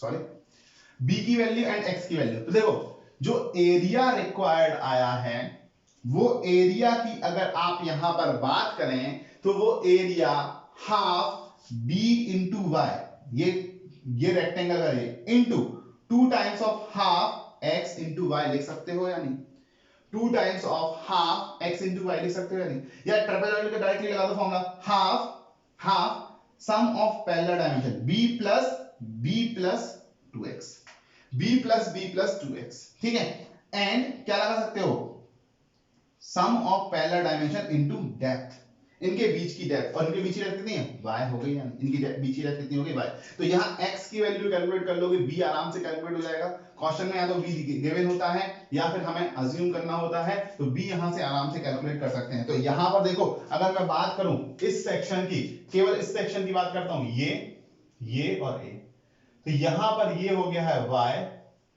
ये हो गया है x, और ये कितना हो गया है, half horizontal to 1 vertical, half horizontal to 1 vertical. तो देखो सिमिलर ट्रायंगल की कंडीशन से लगा दो x अपॉन y, तो अगर ये थीटा है तो अगर हम बात करते हैं तो ये वाला एंगल देख लो 90 माइनस थीटा, ये थीटा, तो अगर हम बात करेंगे तो हाफ अपॉन 1 हो जाएगा या नहीं, तो x की वैल्यू निकालो, x की वैल्यू क्या y/2 निकल करके आ जाएगी या नहीं। अगर हम बात कर रहे हैं थीटा के सामने के लगाओगे ना, तो ये थीटा है अगर, तो ये वाला भी थीटा हो जाएगा या नहीं, या ये वाला थीटा हो जाएगा या नहीं, इस तरीके से। तो हम बात कर रहे हैं अगर x अपॉन y किया है इस सामने के एंगल को अपन दिस वन एंगल, तो ये सामने का angle upon this one angle, तो क्या x की वैल्यू y/2 निकल करके आ गई है या नहीं, और x की वैल्यू y/2 निकल करके आई, तो पेरीमीटर, क्या पेरीमीटर की बात करें तो पेरीमीटर इज इक्वल टू कितना, b प्लस दिस वन, अगर हम बात करें कितना, b प्लस दिस वन, और दिस वन अगर हम बात करते हैं, अगर ये पेरीमीटर निकालना है तो आपको यहां पर ये वाली वैल्यू निकालनी होगी, x की वैल्यू कितना y/2, और ये वैल्यू कितना y/2, तो ये वैल्यू कितना होगा under root of y square plus y/2 का स्क्वायर, होगा या नहीं? तो 2 times of under root of y square plus y by 2 का स्क्वायर, यही पैरामीटर निकल के जाएगा। अरे पैरामीटर बोल रहा हूं, पैरामीटर यही निकल के आएगा, b प्लस दिस वन दोनों साइड का। 2 क्यों किया है? 2 इसलिए क्योंकि एक ये वाला साइड और एक ये वाला साइड, तो ये कैसा पैरामीटर निकल के आया? Wetted parameter. वेटेड क्यों बोला? क्योंकि हमने y वो डेप्थ ली है जिसमें पानी है। हो सकता है ऊपर की ओर थोड़ा सा पोर्शन खाली छूटा हो, मतलब फ्री स्पेस छूटा हो, जैसे पानी की बोतल होती है, अप टू द माउथ तो नहीं भरा होता है, अप टू द कैप तो नहीं भरा होता है, कुछ पोर्शन छोड़ा होता है, मतलब फ्री बोर्ड हमने कुछ छोड़ा हुआ हो तो वो पोर्शन आए है, इसलिए इसको हम क्या बोलेंगे? वेटेड पैरामीटर बोल सकते हैं। ठीक है, तो नेक्स्ट पैरामीटर में क्या करना है? Calculate the hydraulic radius. Calculate the hydraulic radius. क्या कैलकुलेट करना है? Hydraulic radius. और हाइड्रोलिक रेडियस या mean hydraulic radius R, hydraulic radius या mean hydraulic radius R equal क्या होता है? Cross section area upon wetted parameter. तो अगर हम बात करते हैं क्रॉस सेक्शन एरिया, तो क्रॉस सेक्शन एरिया अगर हमने डायरेक्टली बात की तो यहां से निकाला हुआ था या नहीं? और अगर नहीं भी निकाला हो तो आप यहां पर निकाल सकते हो या नहीं?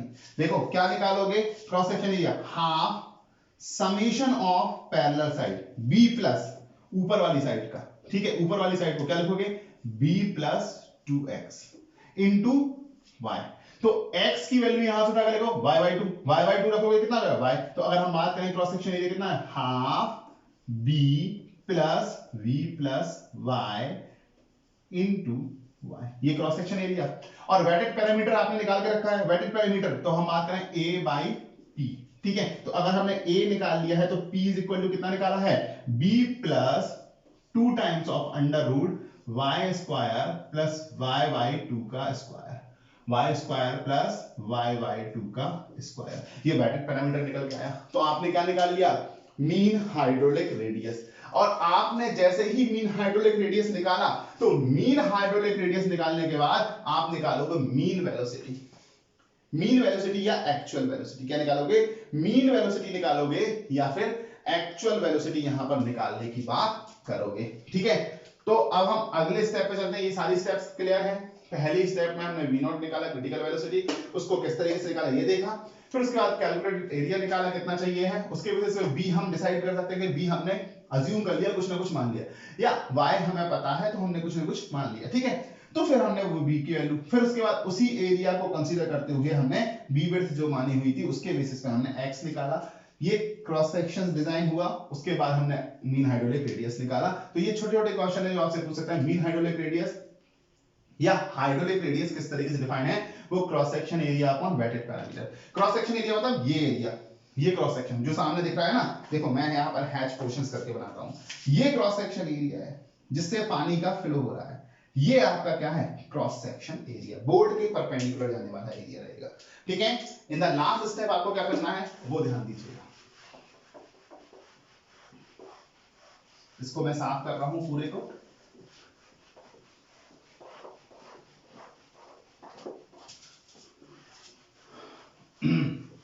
तो देखिए कुछ कैलकुलेशन भी कर सकता है, जैसे x की वैल्यू या वेटेड पैरामीटर निकालिएगा। अगर y की वैल्यू उसने दे दी और साइड स्लोप दे दी तो y की वेटेड पैरामीटर निकालिएगा। तो वो सारे कैलकुलेशन आपके छोटे छोटे करवा सकता है यहाँ पे ऑब्जेक्टिव बना करके, इसलिए मैं सारी चीजें डिस्कस कर रहा हूं। तो हमारे कितने स्टेप हो गए थे? 5, 1 2 3 4, 4 हो गए थे, 5वां देखते हैं। ठीक है, नाउ कैलकुलेट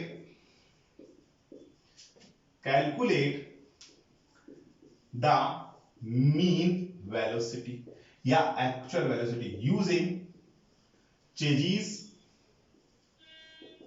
या जिसे हम बोलते हैं कुटर्स फॉर्मूला, कुटर्स और मैनिंग्स फॉर्मूला, कुटर्स या मैनिंग्स फॉर्मूला। कैसे? अगर हम बात करते हैं तो हम बात करते हैं चेजीज फॉर्मूला,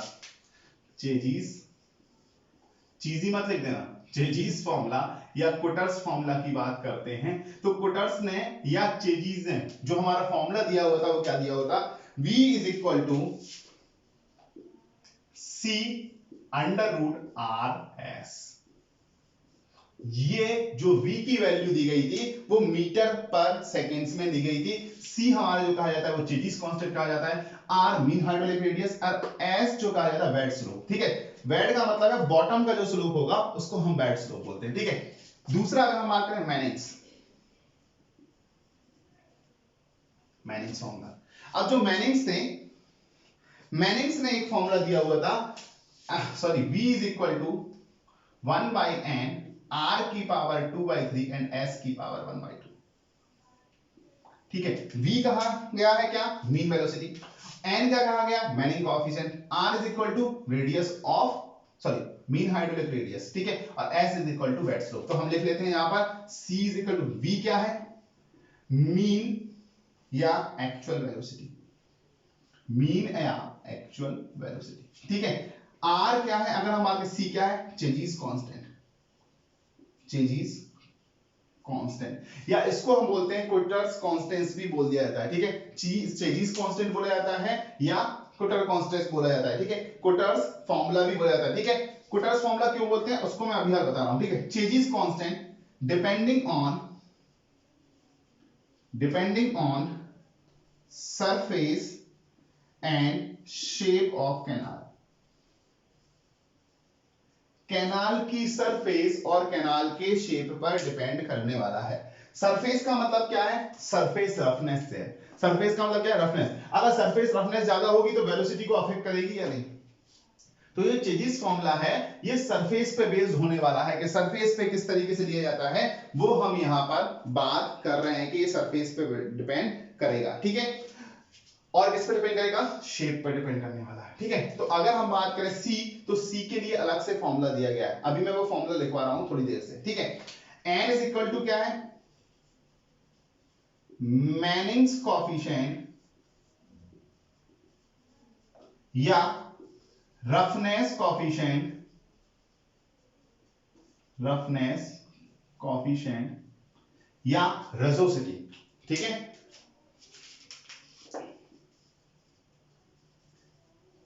रेसोसिटी कॉफिशिएंट, मैनिंग्स रेसोसिटी कॉफिशिएंट। अब देखो मैनिंग्स की जो वैल्यू है depending on surface, depending on surface, surface का मतलब है कि साइड स्लोप और बेड स्लोप कैसा है। अगर हम बात करते हैं surface is rough, for rough surface, rough surface के लिए n की वैल्यू क्या होगी, n इज हाई, n की वैल्यू हाई होगी। और अगर स्मूथ सरफेस की हम बात करते हैं, इसकी बात करते हैं, स्मूथ सरफेस की बात करते हैं तो n इज लेस, n क्या होगा, लेस। अब देखो कई बार क्वेश्चन इस तरीके से पूछा गया है, यहां पर आपको कुछ मटेरियल दे दी गए हैं और यहां पर n की वैल्यू दे दी गई है, आपसे पूछा गया है इनका मैच द फॉलोइंग कीजिए। ध्यान रखिएगा, जो मटेरियल ज्यादा रफ होगा उसके लिए n की वैल्यू ज्यादा होगी। जैसे यहां पर मैंने लिख दिया सॉइल और यहां पर मैंने लिख दिया कंक्रीट, तो बताइए किसके लिए ज्यादा होगी, सॉइल के लिए या कंक्रीट के लिए। तो कंक्रीट को क्या करते हैं हम, स्मूथ बना देते हैं, जबकि सॉइल क्या रहेगा, कंक्रीट के कंपैरिजन में रफ रहेगा। तो किसके लिए ज्यादा होगी, सॉइल के लिए, अर्थन मटेरियल के लिए क्या होगी, ज्यादा होगी, कंक्रीट के लिए कम।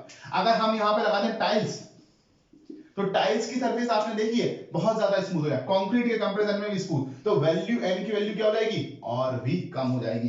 तो इस चीज को मैंने एक सिंपल से फॉर्मूले में करके मैंने लिख दिया है कि क्या है। तो देखो इसको कई बार बोला जाता है कुटर्स रेसोसिटी कोएफिशिएंट, कुटर्स रेसोसिटी कोएफिशिएंट, रफनेस कोएफिशिएंट भी बोला जाता है या कुटर्स रेसोसिटी कोएफिशिएंट। और जैसा कि मैंने बात किया सी, तो सी की वैल्यू निकालते हैं कुटर्स फॉर्मूला की मदद से। ठीक है, तो ये n की वैल्यू हो गई।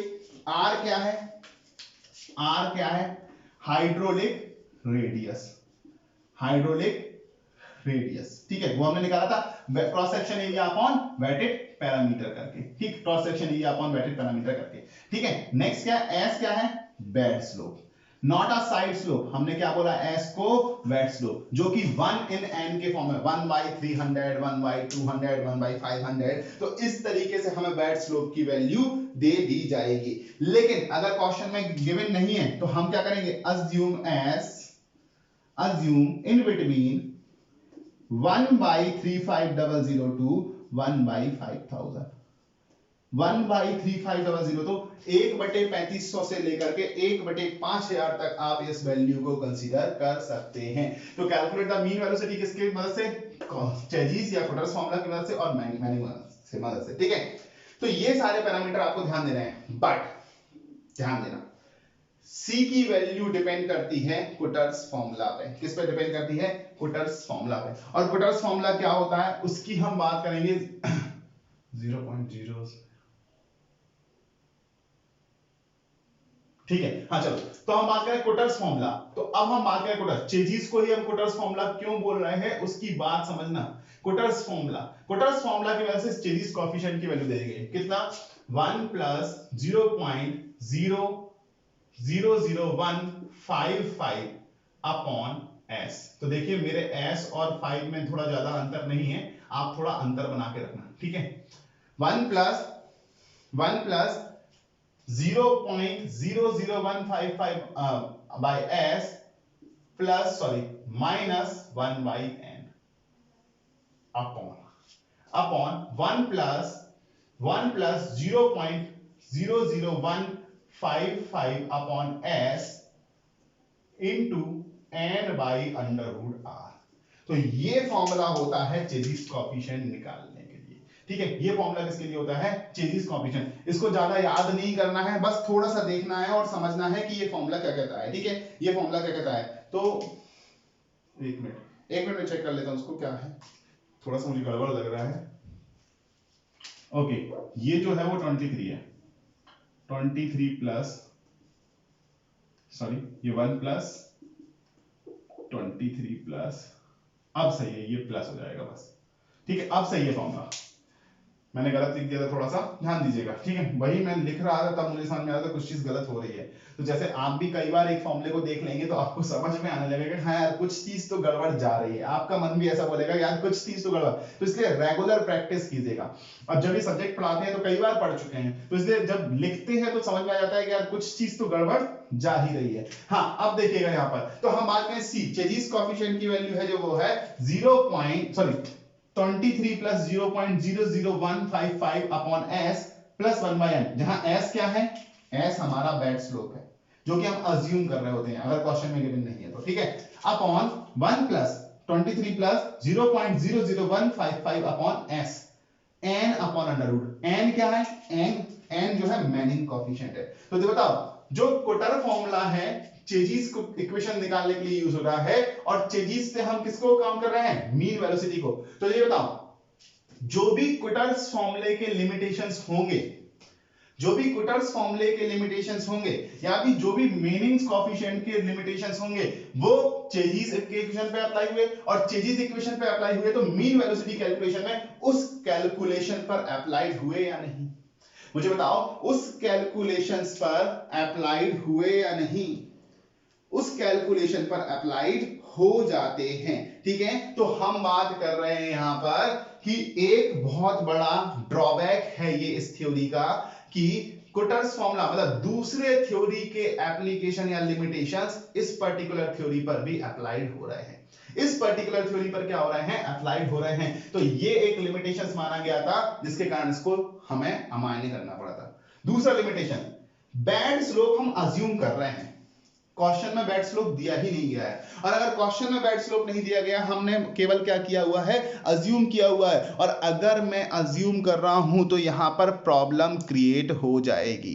क्या हो जाएगी, प्रॉब्लम क्रिएट हो जाएगी। और इस प्रॉब्लम में क्या होगा कि कई बार हम देखते हैं through out the canal bad slope change हो रहा है, और हमने एक कांस्टेंट वैल्यू अज्यूम करके सारे कैलकुलेशन किए, तो फिर से लिमिटेड हो गया या नहीं।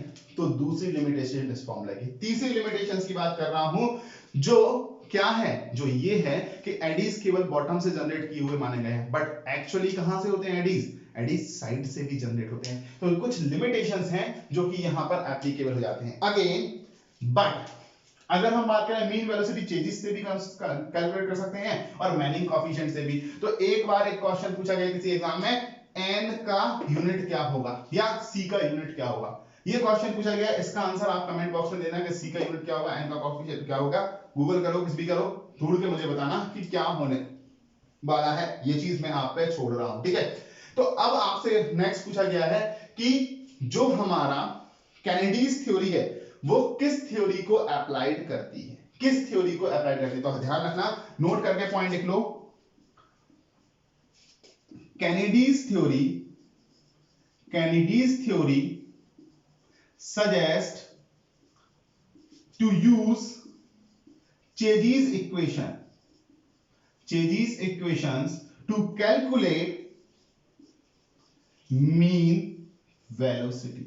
किसको सजेस्ट कर रहे हैं, वो सजेस्ट कर रहे हैं किसको, चेजीज इक्वेशंस को सजेस्ट कर रहे हैं कि चेजीज इक्वेशंस को यूज किया जाना चाहिए किसके लिए, मीन वेलोसिटी को कैलकुलेट करने के लिए, और कोई इक्वेशंस यूज नहीं किया चाहिए। तो अब बताओ, कुटर्स फॉर्मूला डायरेक्टली किस पे अप्लाइड हो गया है, कैनेडीज पे। कुटर्स की लिमिटेशन किस पे अप्लाइड हो गई है, कैनेडीज पे अप्लाई हो गई है, ठीक है। नेक्स्ट स्टेप क्या है, देन कंपेयर v यानी mean velocity with critical velocity कितना था, v naught. If v is equal to v naught then okay, then हमारी जो कैलकुलेशन है वो okay. If v is not equal to v naught then again take a trial depth and repeat all the steps। सारे के सारे steps को क्या करें, रिपीट कर ले। तो इसका क्वेश्चंस मैं अलग से करवा दूंगा, क्या करना है, किस तरीके से करना है। तो देखिएगा, जनरली अगर v की वैल्यू जो आती है, v की वैल्यू v नॉट से ज्यादा आती है, अगर v की वैल्यू v नॉट से ज्यादा आती है तो उस केस में हमें जो डेप्थ है वो इंक्रीज करनी पड़ेगी। अगर v की वैल्यू v नॉट से ज्यादा आती है तो y की वैल्यू इंक्रीज कीजिएगा, तब आपका इक्वेशन सही बनेगा। या फिर आप स्लोप, जो बैड स्लोप है, बैड स्लोप को घटा दीजिएगा। बैड स्लोप को क्या किया, घटा, इसी केस में बैड स्लोप को घटा। या v की वैल्यू अगर हमारी v नॉट से कम आती है तो हम y की वैल्यू क्या कर देंगे, कम कर देंगे और फिर से सारा प्रोसीजर को रिपीट करने वाले हैं। तो ये थी हमारी डिजाइन स्टेप आप समझ गए हैं क्या क्या है, ठीक है। तो डिजाइन स्टेप्स हमने यहां पर पढ़ लिए। नेक्स्ट एंड लास्ट एक और इंपॉर्टेंट पॉइंट इस लेक्चर का जो कि हम डिस्कस करने वाले हैं, वो ध्यान दीजिएगा कि आपने देखा कैनेडीज की इक्वेशन से बहुत सारी क्या है, बहुत सारी कैलकुलेशंस है। तो नोट करके एक पॉइंट दीजिएगा, in this design there is so much mathematical calculation,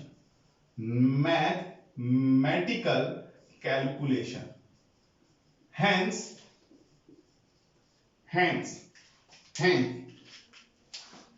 a graphical method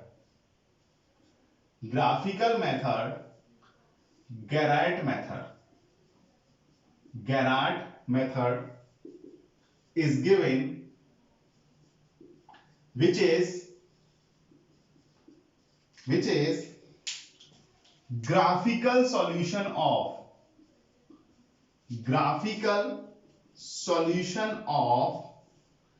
Kennedy's and Cutter's formula। और ये ऑब्जेक्टिव में कई बार पूछा गया क्वेश्चन है कि गेराट डायग्राम जो है या गेराट मेथड जो है, गेराट डायग्राम जो है वो गेराट डायग्राम किसके बेसिस पर दिया गया है। तो जो गेराट डायग्राम दिया गया है वो कैनेडीज एंड कुटर्स फॉर्मूला के बेसिस पर हमारा दिया गया डायग्राम है। कैनेडीज एंड कुटर्स फॉर्मूला के मोस्ट इंपोर्टेंट 5 स्टार लगा लीजिए, कई बार पूछा गया क्वेश्चन है, ठीक है। इन द लास्ट कैनेडीज थ्योरी आपकी लगभग कंप्लीट हो चुकी है। इन द लास्ट आपसे जो पूछता है वो कैनेडीज के लिमिटेशंस पूछता है। तो 3 लिमिटेशंस हमने डिस्कस कर ली हैं अपनी डिजाइन स्टेप्स के दौरान, ठीक है। तो पहले तो हम उन 3 लिमिटेशंस को लिखते हैं, ठीक है। पहला, लिमिटेशंस ऑफ कैनेडीज मेथड, ठीक है। पहला method, Kennedy's suggested Kennedy suggested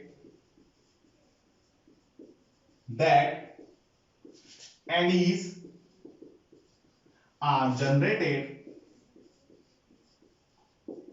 from base only, but those are generated from base and those are generated from base and side also. पहला डायग्राम, पहला लिमिटेशन, ठीक है। अगेन दूसरा लिमिटेशन क्या था? Kennedy's suggested use of Cotter's formula.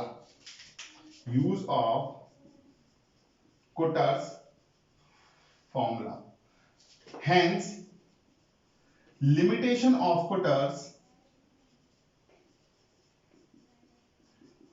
also applied on this theory. इस theory पर limitations भी अप्लाइड हो गए हैं, ठीक है। नेक्स्ट हमने क्या बात की थी? बैड स्लोप अज्यूम किया गया। So he did not give his own equation for calculation of bad slope. Bad slope को उन्होंने अज्यूम किया है केवल, ठीक है। बैड स्लोप को क्या किया गया है? अज्यूम किया गया है। उसके लिए उन्होंने कोई भी इक्वेशंस प्रोवाइड नहीं की है, तो ये हमारा एक लिमिटेशंस हो जाता है, ठीक है। अगेन हमने क्या किया हुआ था? अगेन हमने बात किया गया था कि उन्होंने नेक्स्ट क्या बात की थी? हाँ, ये तीन चीजें हमने डिफाइन की थी। चौथा पैरामीटर देखिएगा, चौथा क्या बताओ? क्रिटिकल वेलोसिटी रेशियो को उन्होंने रैंडमली डिफाइन किया, mean velocity upon critical velocity, यही डिफाइन किया है। उसका कुछ रिलेशन दिया। क्या क्रिटिकल वेलोसिटी रेशियो जो होगा वो अगर पार्टिकल के बेसिस पर उन्होंने बात की है कि कोर्सर पार्टिकल होंगे तो ये वैल्यू लेना है, फाइनल पार्टिकल होंगे तो ये वैल्यू लेना है, क्या उसके लिए कुछ और एक्सप्लेनेशन दी गई है? नहीं। तो हम बात कर रहे हैं critical velocity ratio is defined randomly, जो कि रैंडमली डिफाइन किया गया, ये भी एक लिमिटेशंस है। उसके लिए कोई भी एग्जैक्ट रिलेशनशिप नहीं दिया गया है, ठीक है। He did not consider width to depth ratio for canal के लिए width to depth ratio consider नहीं किया। बट जब हम मोस्टली कैनाल्स वगैरह डिजाइन करते हैं, कोई भी सिस्टम डिजाइन करते हैं, ठीक है, तो वहां पर हम बात करते हैं कि वहां पर हमें विड्थ बाय डेप्थ रेशियो को डिफाइन करना होगा, तब हम एरिया ऑफ क्रॉस सेक्शन या एरिया ऑफ फ्लो डिफाइन कर रहे होते हैं, ठीक है। Next, he did not consider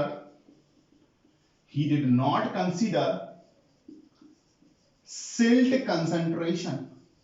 अच्छा, पूरी थ्योरी में कहीं भी सिल्ट कंसंट्रेशन की बात की है? मतलब सिल्ट के अमाउंट की बात की है या नहीं, ठीक है। एंड ठीक है, और अगर सिल्ट कंसंट्रेशन की बात करें, और सिल्ट कंसंट्रेशन कहां पर आएगा? बेड पर, तो उसको बोला जाता है बेड लोड। जो सिल्ट का अमाउंट है ऐसा, ये बेड पर डला होगा, और जितना ज्यादा बेड का स्लोप होगा उसके अकॉर्डिंग सिल्ट का अमाउंट रुका रहेगा, या उससे ज्यादा या उससे कम होगा या नहीं। तो सिल्ट कंसंट्रेशन की बात कर रहे हैं, या फिर बात कर रहे हैं कि सिल्ट कंसंट्रेशन, या हम बात कर रहे हैं कोई ऐसा फैक्टर जो सिल्ट के ग्रेड को डिफाइन कर रहा हो। क्या सभी ग्रेड के लिए एक ही तरह का कंसंट्रेशन हो जाएगा? नहीं। बड़े ग्रेड के लिए ज्यादा कंसंट्रेशन हो सकता है, छोटे ग्रेड के लिए कम कंसंट्रेशन, तो कंसंट्रेशन डिफरेंट होगा। तो हम बात करें, he did not consider the silt concentration or did not specify any factor for silt concentration। Silt concentration के लिए कोई भी फैक्टर को यहां पर अप्लाई नहीं किया गया है। For silt concentration and bed load on bed slope. Bed load का मतलब क्या है? बेड पे होने वाला सिल्ट, ये है कैनाल बेड, और कैनाल बेड पे क्या है, ये सिल्ट है, तो इसी को हम क्या बोलते हैं, बेड लोड बोल देते हैं। तो ये हमारे लिमिटेशंस है, और कई बार लिमिटेशन से भी हमारे क्वेश्चंस पूछे गए हैं। तो ये 3 लिमिटेशंस पहले हमने डिफाइन किए थे, एडीज जनरेटेड होते हैं बॉटम से, बट क्या होते हैं, साइड से भी होते हैं। ठीक है, दूसरा जो कुटर्स फॉर्मूला किया गया है उसके लिमिटेशंस यहां पे। तीसरा, अपना कोई भी इक्वेशंस नहीं दिया बेड स्लोप के लिए, उन्होंने रैंडमली माना हुआ है। ठीक है, चौथा, क्रिटिकल वेलोसिटी को रेशियो जो है वो m, critical velocity ratio, critical velocity नहीं, क्रिटिकल वेलोसिटी रेशियो m को रैंडमली डिफाइन किया हुआ है। कोई एग्जैक्ट रिलेशनशिप नहीं दिया कि सिल्ट ग्रेड का क्या रिलेशनशिप होगा। सिल्ट ग्रेड की बात, जबकि हमने पहला पॉइंट यही पढ़ा था, silt grade, silt concentration, silt grade, silt charge and discharge should be constant, तो वहां पर सिल्ट ग्रेड की कोई बात नहीं की, और अगेन सिल्ट कंसंट्रेशन की कोई बात नहीं की, इसलिए इनकी थ्योरी को ज्यादा अप्लाइड नहीं किया जाता है, ज्यादातर लेसीज थ्योरी को अप्लाइड किया जाता है। तो this lecture is all about the Kennedy's theory. Next lecture में हम जो बात करने वाले हैं लेसीज थ्योरीज की बात करेंगे, लेसीज की तीनों कंडीशंस की बात करेंगे, लेसीज के फॉर्मूला की बात करेंगे, डिजाइन स्टेप्स की बात करेंगे, और एक लेक्चर्स में आपको कैनेडीज का जो न्यूमेरिकल पोर्शंस है उसके ऊपर भी बता दूंगा कि जो डिजाइन स्टेप लिखी है उनको अप्लाई कैसे करना है। इन सभी चीजों को हम डिस्कस करेंगे अपने नेक्स्ट लेक्चर में, आने वाले लेक्चर में। तो यार अच्छा लग रहा हो लेक्चर तो लाइक करते जाना, शेयर करते जाना, और कमेंट करके हमें सजेशंस देते जाना कि हम कैसे इसको आपके लिए और बेहतर बना सकते हैं। ठीक है, तो कभी कभी बीच में डिसकंटिन्यूटी हो जाती थोड़ा सा, उसके लिए माफ कीजिएगा, कल लेक्चर नहीं आ पाया। अब ठीक है, तो जैसा कि आप सभी लोग जानते हैं सैटरडे संडे हमारा क्वेश्चन प्रैक्टिस सेशन रहेगा, और मंडे से फ्राइडे में आपके लिए लेक्चर दूंगा। साथ ही साथ आपके लिए एप्टीट्यूड के भी लेक्चर्स यहाँ पर आएंगे, उनके कमेंट सेक्शन में जाकर के बताइएगा कि वो लेक्चर आपके लिए कैसे लग रहे हैं, उनमें क्या इंप्रूवमेंट की जरूरत है, हम उसको भी इंप्रूव करने की कोशिश करेंगे। तो तब तक के लिए थैंक यू, घरों में बने रहिएगा, सुरक्षित रहिएगा, एग्जाम की जोरों शोरों से तैयारी कीजिएगा, क्योंकि काफी सारे एग्जाम्स की डेट आपकी रिलीज हो चुकी है, और बने रहिएगा हमारे साथ सक्सेस पाइट के साथ। Thank you so much everyone.